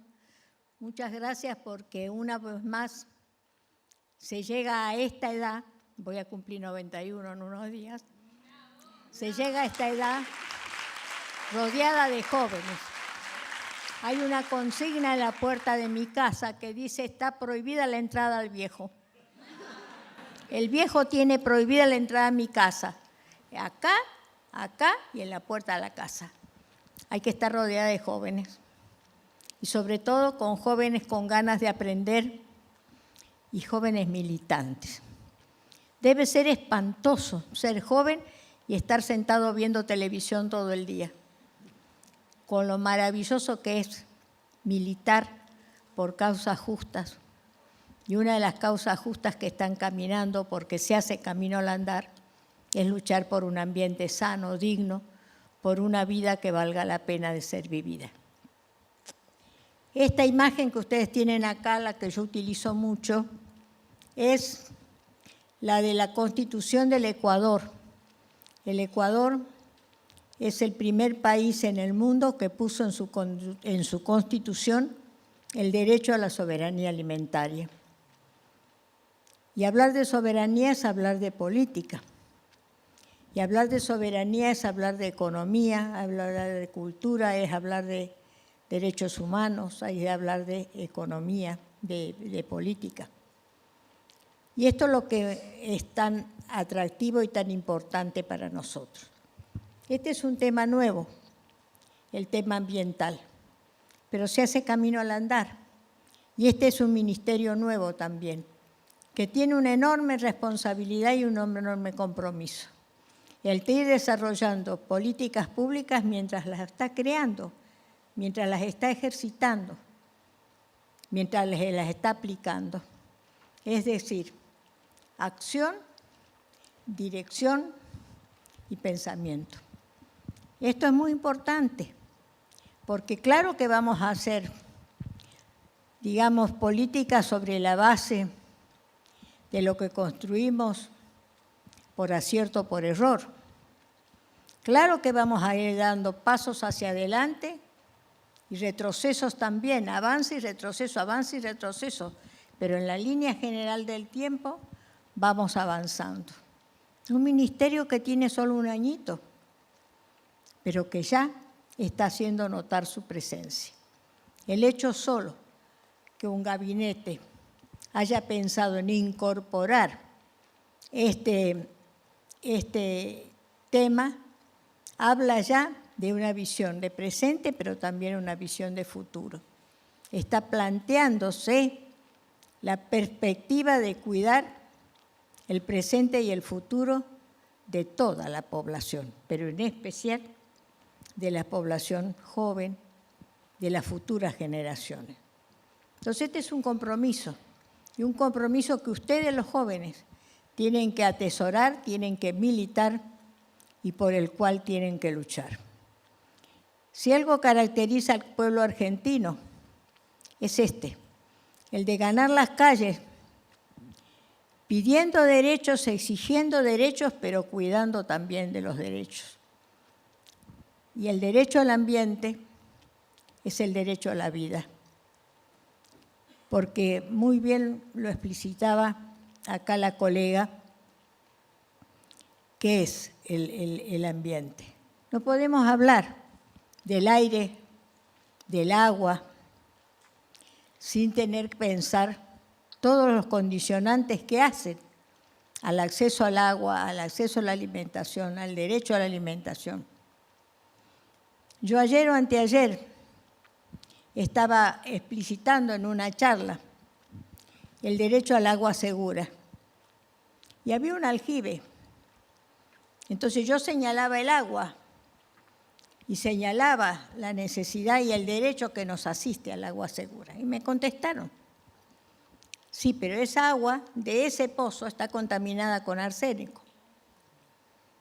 Y el agua del grifo está contaminada por los deseables fluviales. Con lo cual, me contesta el público, nosotros terminamos tomando Manaos. Entonces, ¿eso es la realidad? ¿Eso es la realidad? Claro que sí. Pero al mismo tiempo, en el hacer las políticas públicas, tenemos que ver todo el panorama. El INTI, uno de nuestros tesoros estatales, como el INTA, como otros organismos, tiene la forma, el método barato, incluso lo ha creado para descontaminar el agua con arsénico. Entonces hay que apelar al INTI y saber que hay una forma de resolverla y por lo menos salvar este escollo.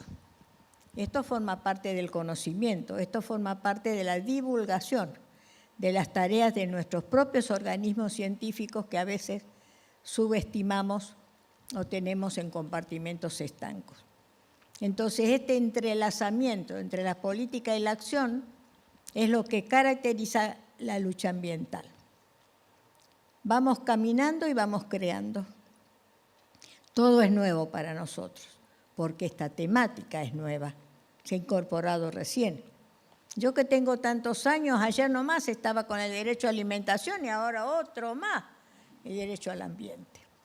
Entonces, esto es lo importante, esto es lo que tenemos que transmitir y esa transmisión no se da solamente en estos ambientes, esa transmisión se hace desde la cuna y desde el jardín de infantes y desde la escuela primaria y desde todos los planos de la educación tenemos que actuar en ese mismo sentido.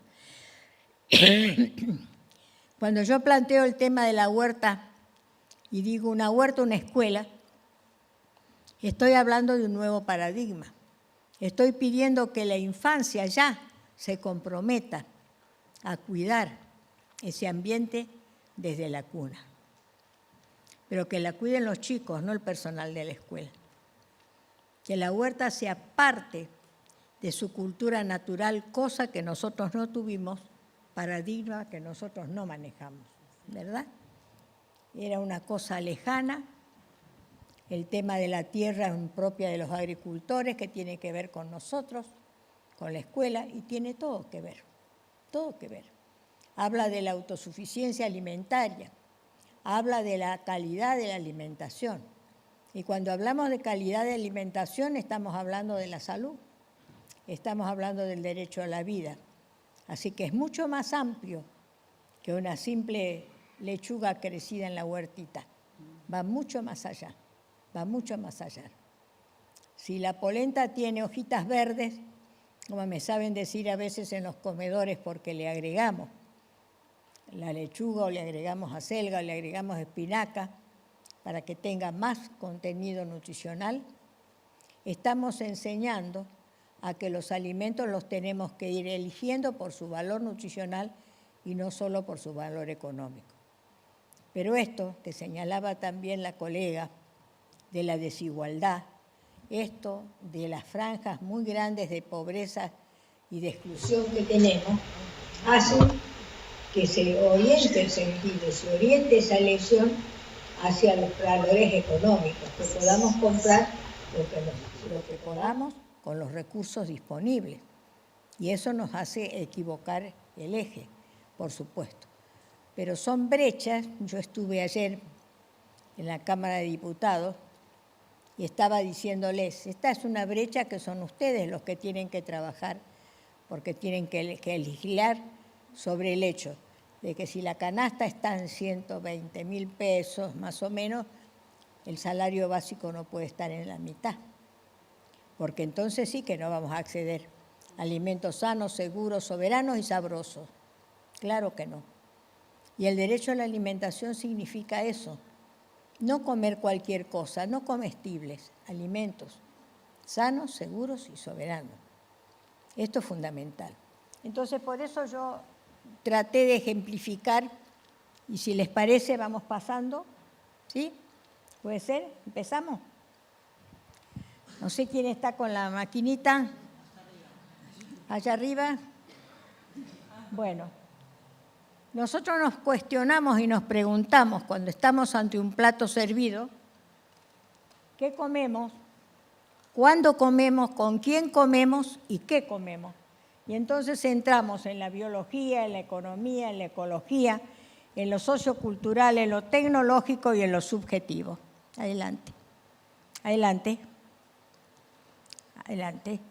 Entonces nosotros tenemos que ver que el sistema industrial, que es el que predomina en nuestra vida cotidiana, abastece solamente al 30% del consumo humano. El resto va destinado al consumo de los animales, a la formación o consumo de combustibles, incluso el 10% para mascotas. La última charla que yo le escuché al doctor Favaloro, precisamente era su preocupación, y él decía, se está invirtiendo más en la calidad de la comida para mascota que en la calidad de la comida humana. Y un poco es así. Y en realidad tenemos que ver que ese sistema industrial consume el 70% de la energía, del agua y de los combustibles, y al mismo tiempo desperdician el 40% de lo mismo que producen. Adelante, por favor.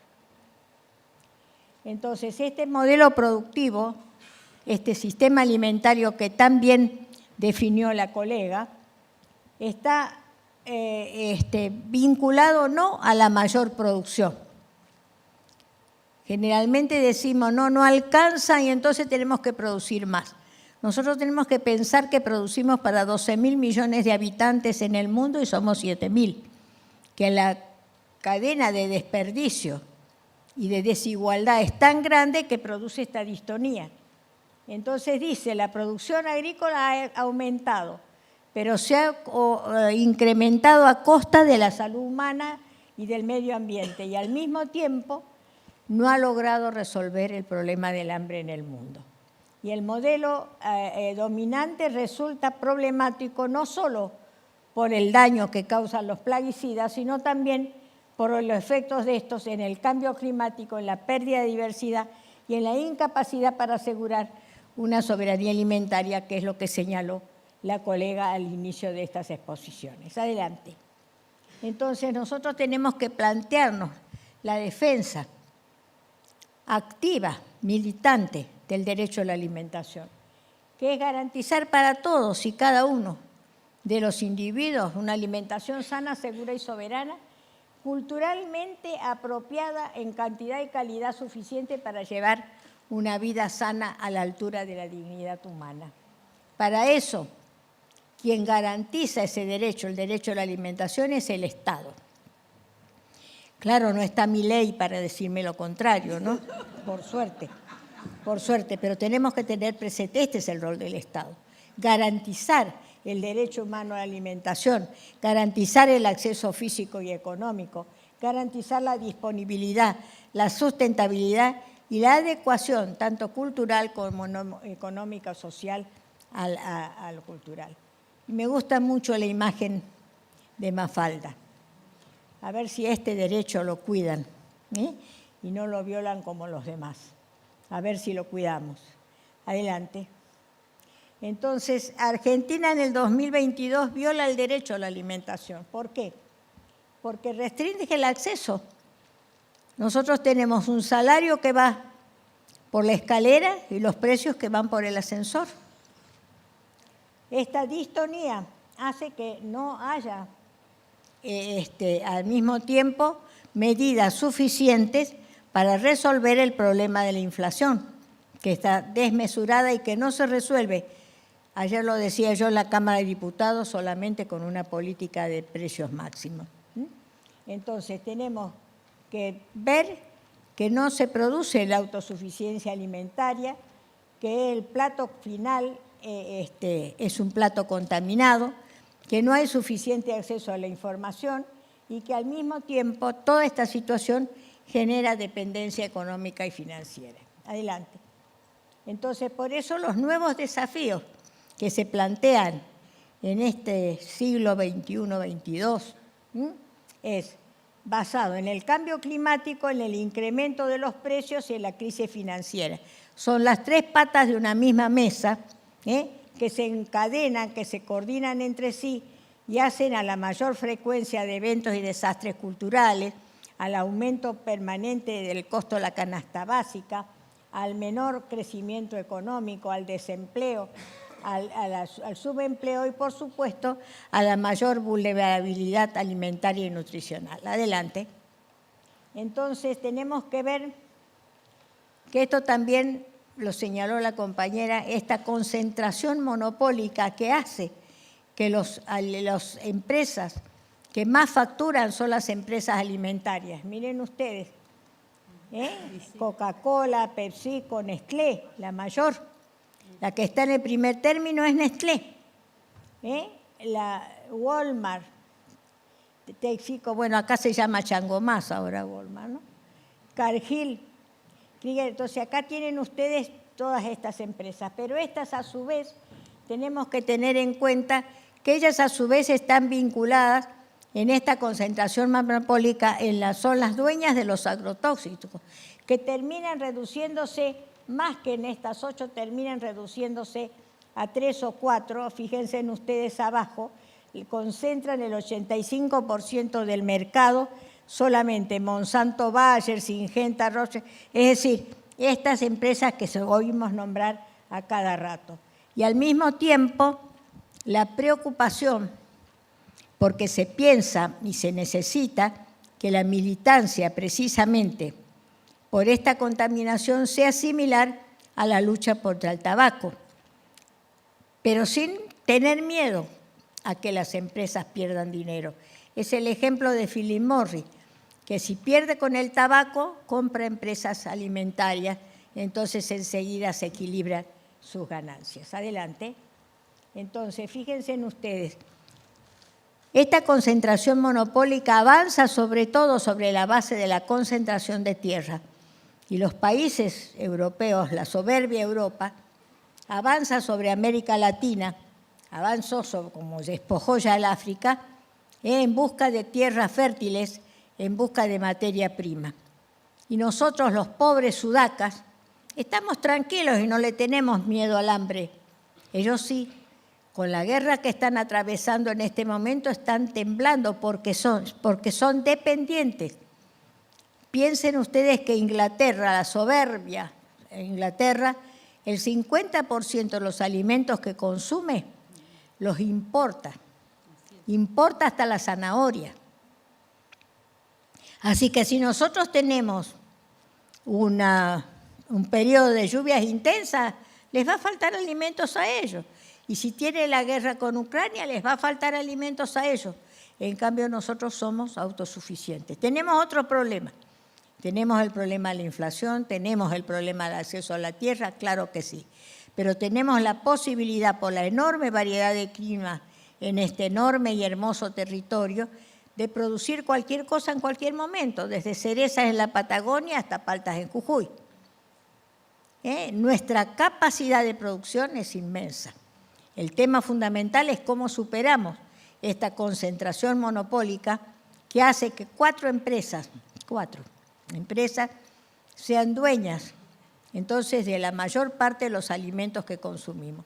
Y cuando nombramos a Molinos solamente empieza la harina blanca flor, los fideos no sé cuánto, la yerba no sé, todos son de la misma empresa, más de 100 productos tienen.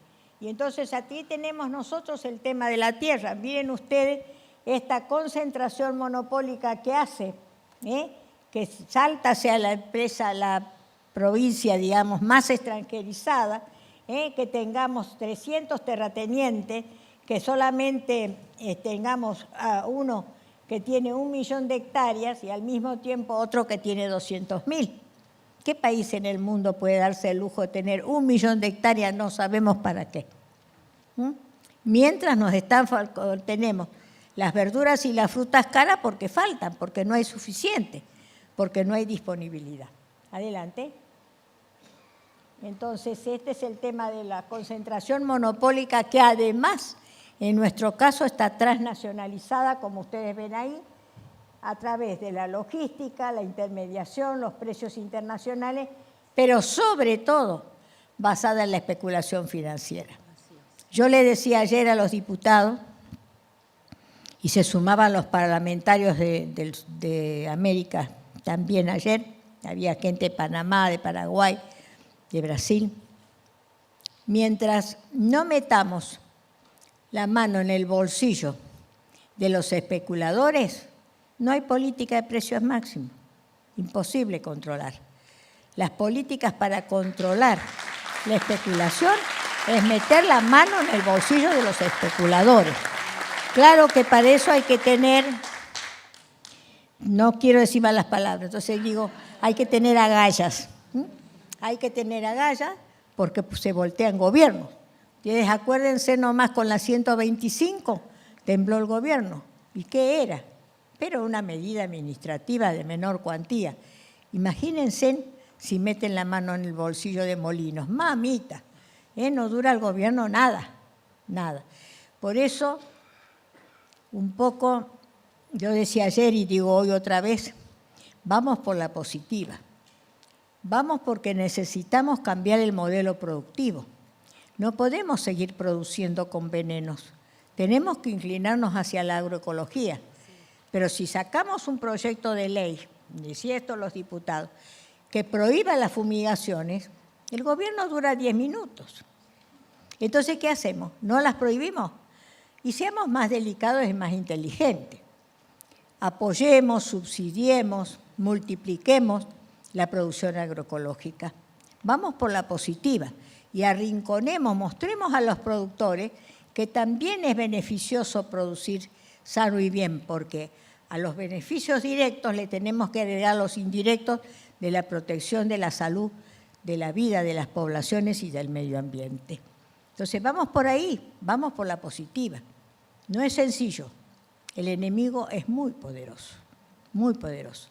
Imagínense lo que es, como digo, meter la mano en estos bolsillos.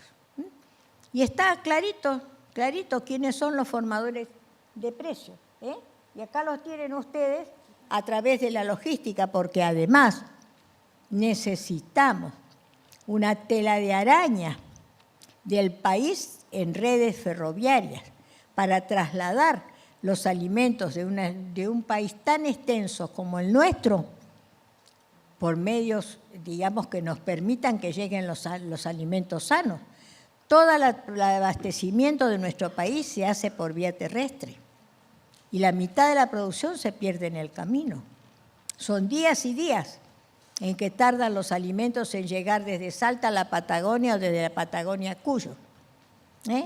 Y no tenemos trenes. Ahora tímidamente estamos un poquito retomando, pero tenemos que insistir más. Como yo estaba ayer con los diputados, les decía, tienen que trabajar en esto. Acá hay diputados de todas las provincias. Necesitamos avanzar. Adelante. Sí. Adelante, adelante. Adelante, por favor. ¿Podemos avanzar con la imagen? Ahí está.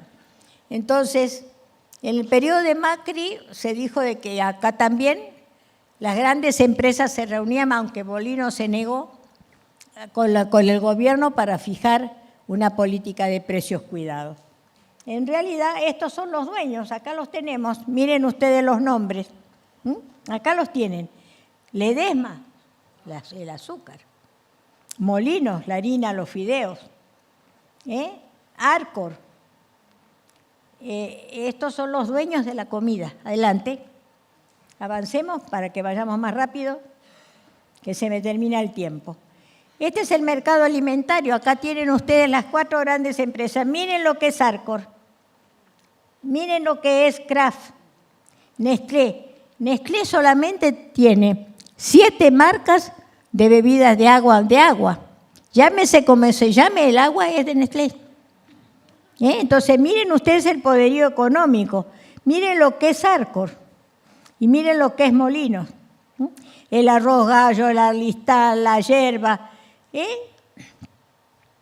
Todo está en manos de estas grandes empresas que han aumentado en la rentabilidad solamente en el periodo de la pandemia, aumentó 583% la rentabilidad de Molinos. Adelante. Entonces, este es el panorama de nuestro modelo productivo. La mayor concentración de fumigaciones que no logró aumentar la producción, allá están las curvas, cuanto más cada vez aumentó la producción de agrotóxicos y tenemos provincias como la de Entre Ríos, que son provincias que concentran la mayor cantidad de agrotóxicos por habitante y por año. Si para fumigar hay que disfrazarse de astronauta, como ven ahí, piensen ustedes qué le pasa a las poblaciones que no tienen estos equipos. Adelante. Adelante, por favor. Vamos.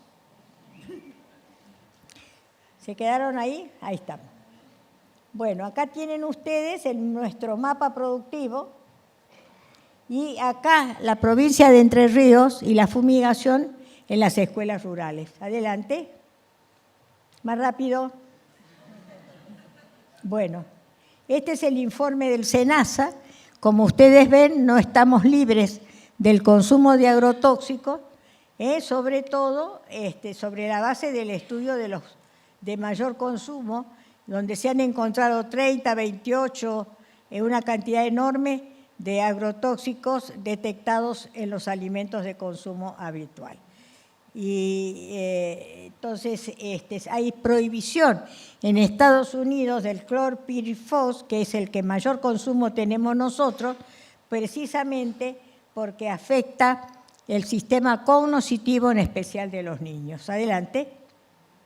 Entonces, estos son las sustancias exógenas, que son estos aditivos y emulsionantes, conservantes que se agregan a los alimentos para tener una mayor presencia y rentabilidad en las góndolas y que alteran el aire, el suelo y la vida. Adelante. Entonces, tenemos todos los aditivos que ustedes ven y que son edulcorantes, emulsionantes, espesantes, y que en ningún momento enriquecen la calidad de los alimentos. Como dice ahí esta frase, los jabones tienen sustancias nutritivas como avena, miel y vitaminas. ¿Será que tengamos que comer jamón? ¿Tendríamos que comer jabón? Adelante. Adelante.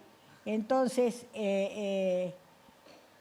vemos que los alimentos están diseñados para un mayor consumo y entonces tenemos que los alimentos ultraprocesados, que son los altamente industrializados, han aumentado enormemente el consumo y por ende los hacemos responsables del aumento de las enfermedades crónicas no transmisibles, que son la pandemia de este momento. Adelante. Adelante. Antes teníamos el mapa del hambre, hoy tenemos el mapa de la malnutrición, sobrepeso y obesidad. Entonces, acá tenemos los casos de la morbimortalidad en la Argentina, donde vemos que el 65% se producen por enfermedades crónicas no transmisibles. Adelante. Entonces, estos son los alimentos que les llamamos ultraprocesados y que nosotros le adoptamos el nombre de OGNIs, objetos comestibles no identificado. No sabemos qué comemos. Entonces tenemos acá el camino, como ustedes ven, creemos que comemos algo, en realidad son atractivos, pero en realidad son de alta rentabilidad para la industria. Adelante. Entonces, esto es la investigación de la UADE, Universidad de la Empresa, que habla de fraude alimentario, porque nosotros creemos que comemos, pero no comemos eso. Y entonces tenemos la falsa miel, que dice miel fuera de abeja y es en realidad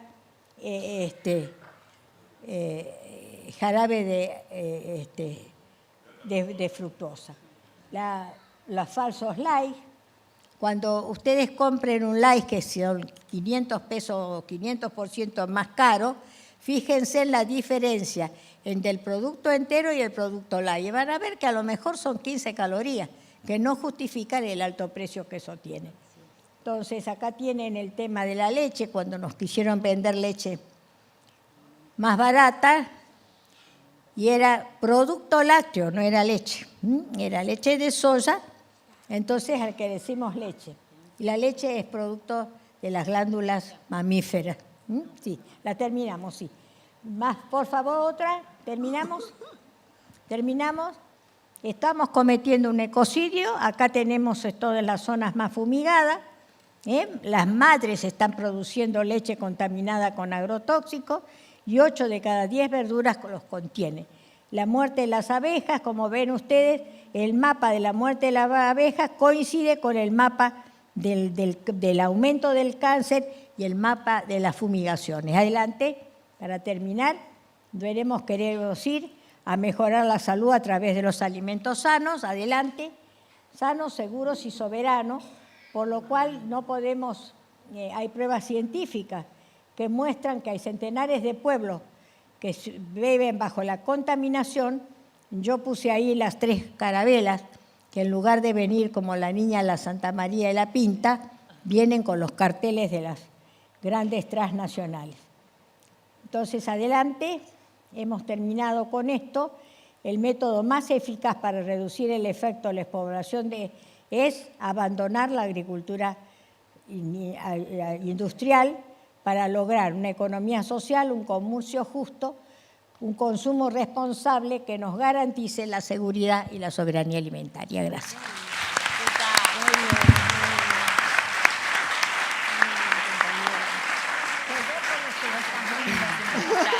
Muchísimas gracias.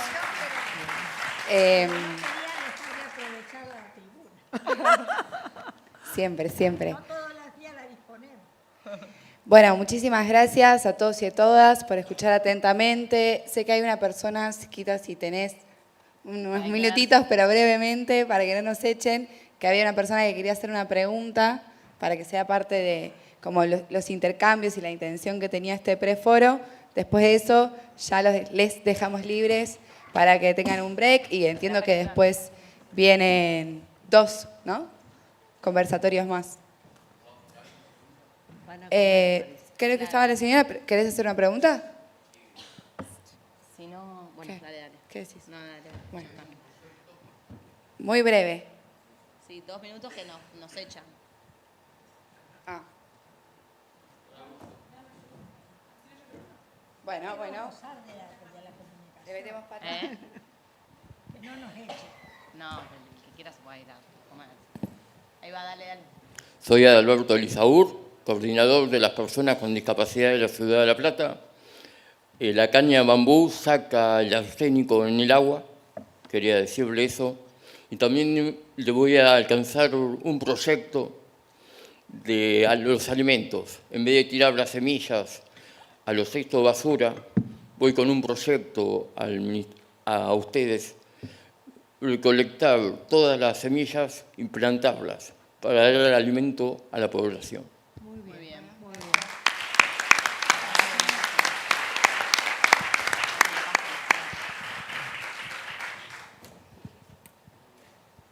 Bueno, ahora sí, muchas gracias. Teníamos Sí, era la que te había pedido. una más y ya. Dale, Me encantaría. perfecto. Gracias. Me parece bien. Mi nombre es Elvira Rosa.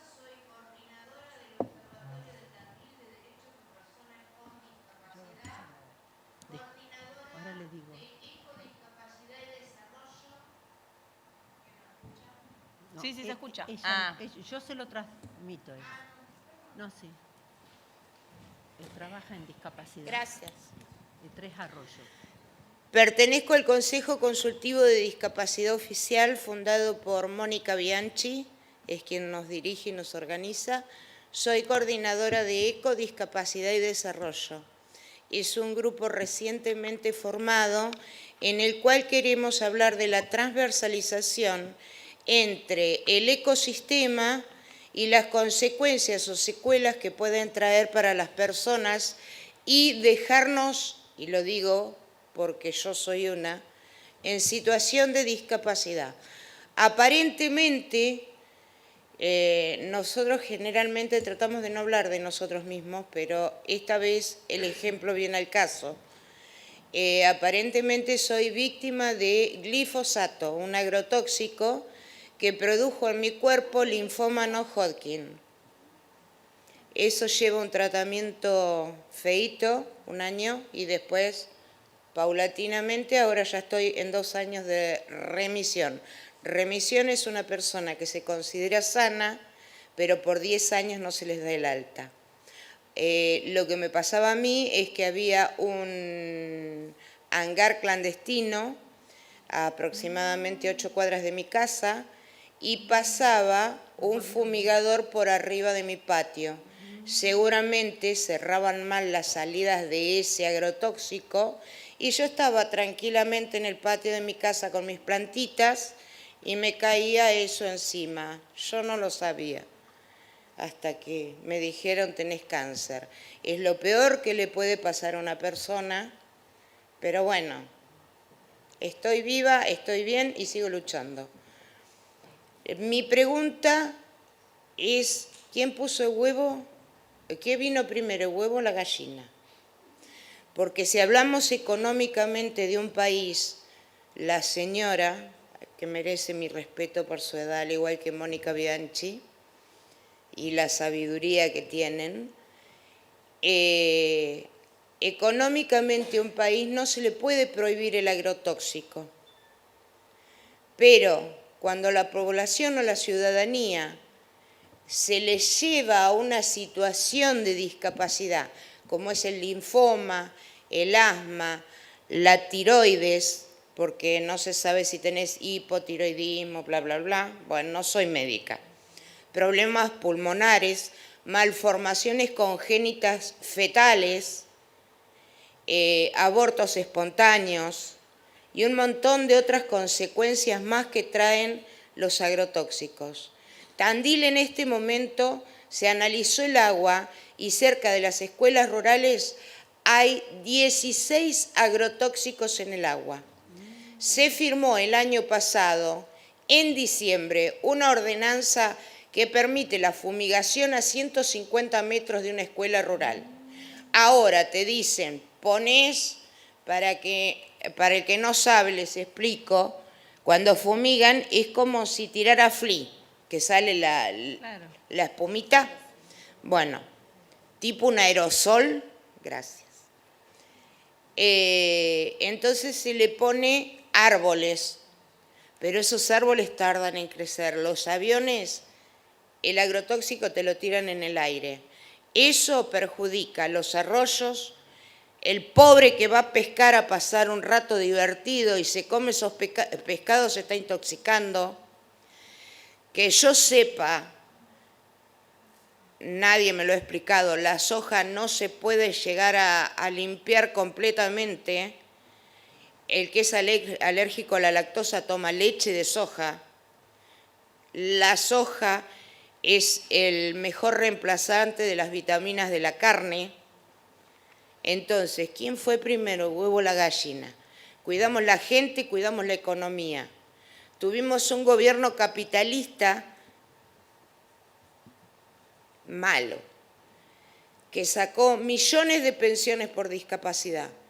Nosotros, las personas con discapacidad, necesitamos vivir. Estamos cobrando una pensión de 30.000 pesos. Nos hablan de vida independiente y no podemos. Los remedios están valuados en dólares cuando tenés cáncer.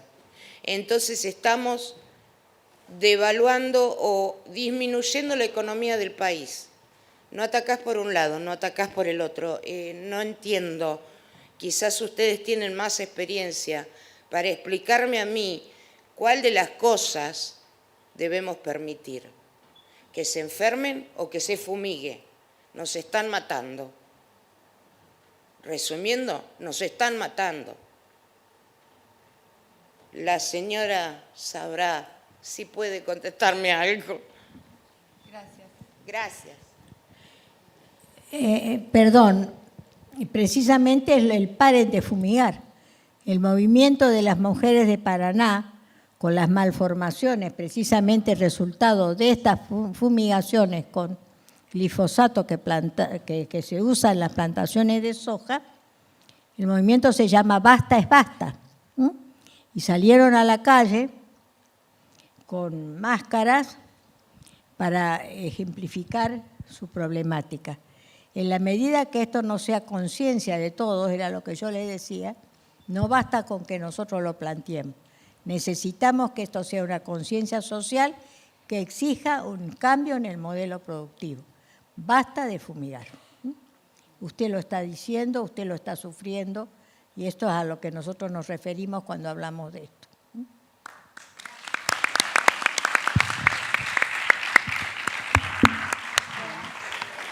Bueno, muchísimas gracias a todos y todas y nos encontramos más tarde, ¿sí?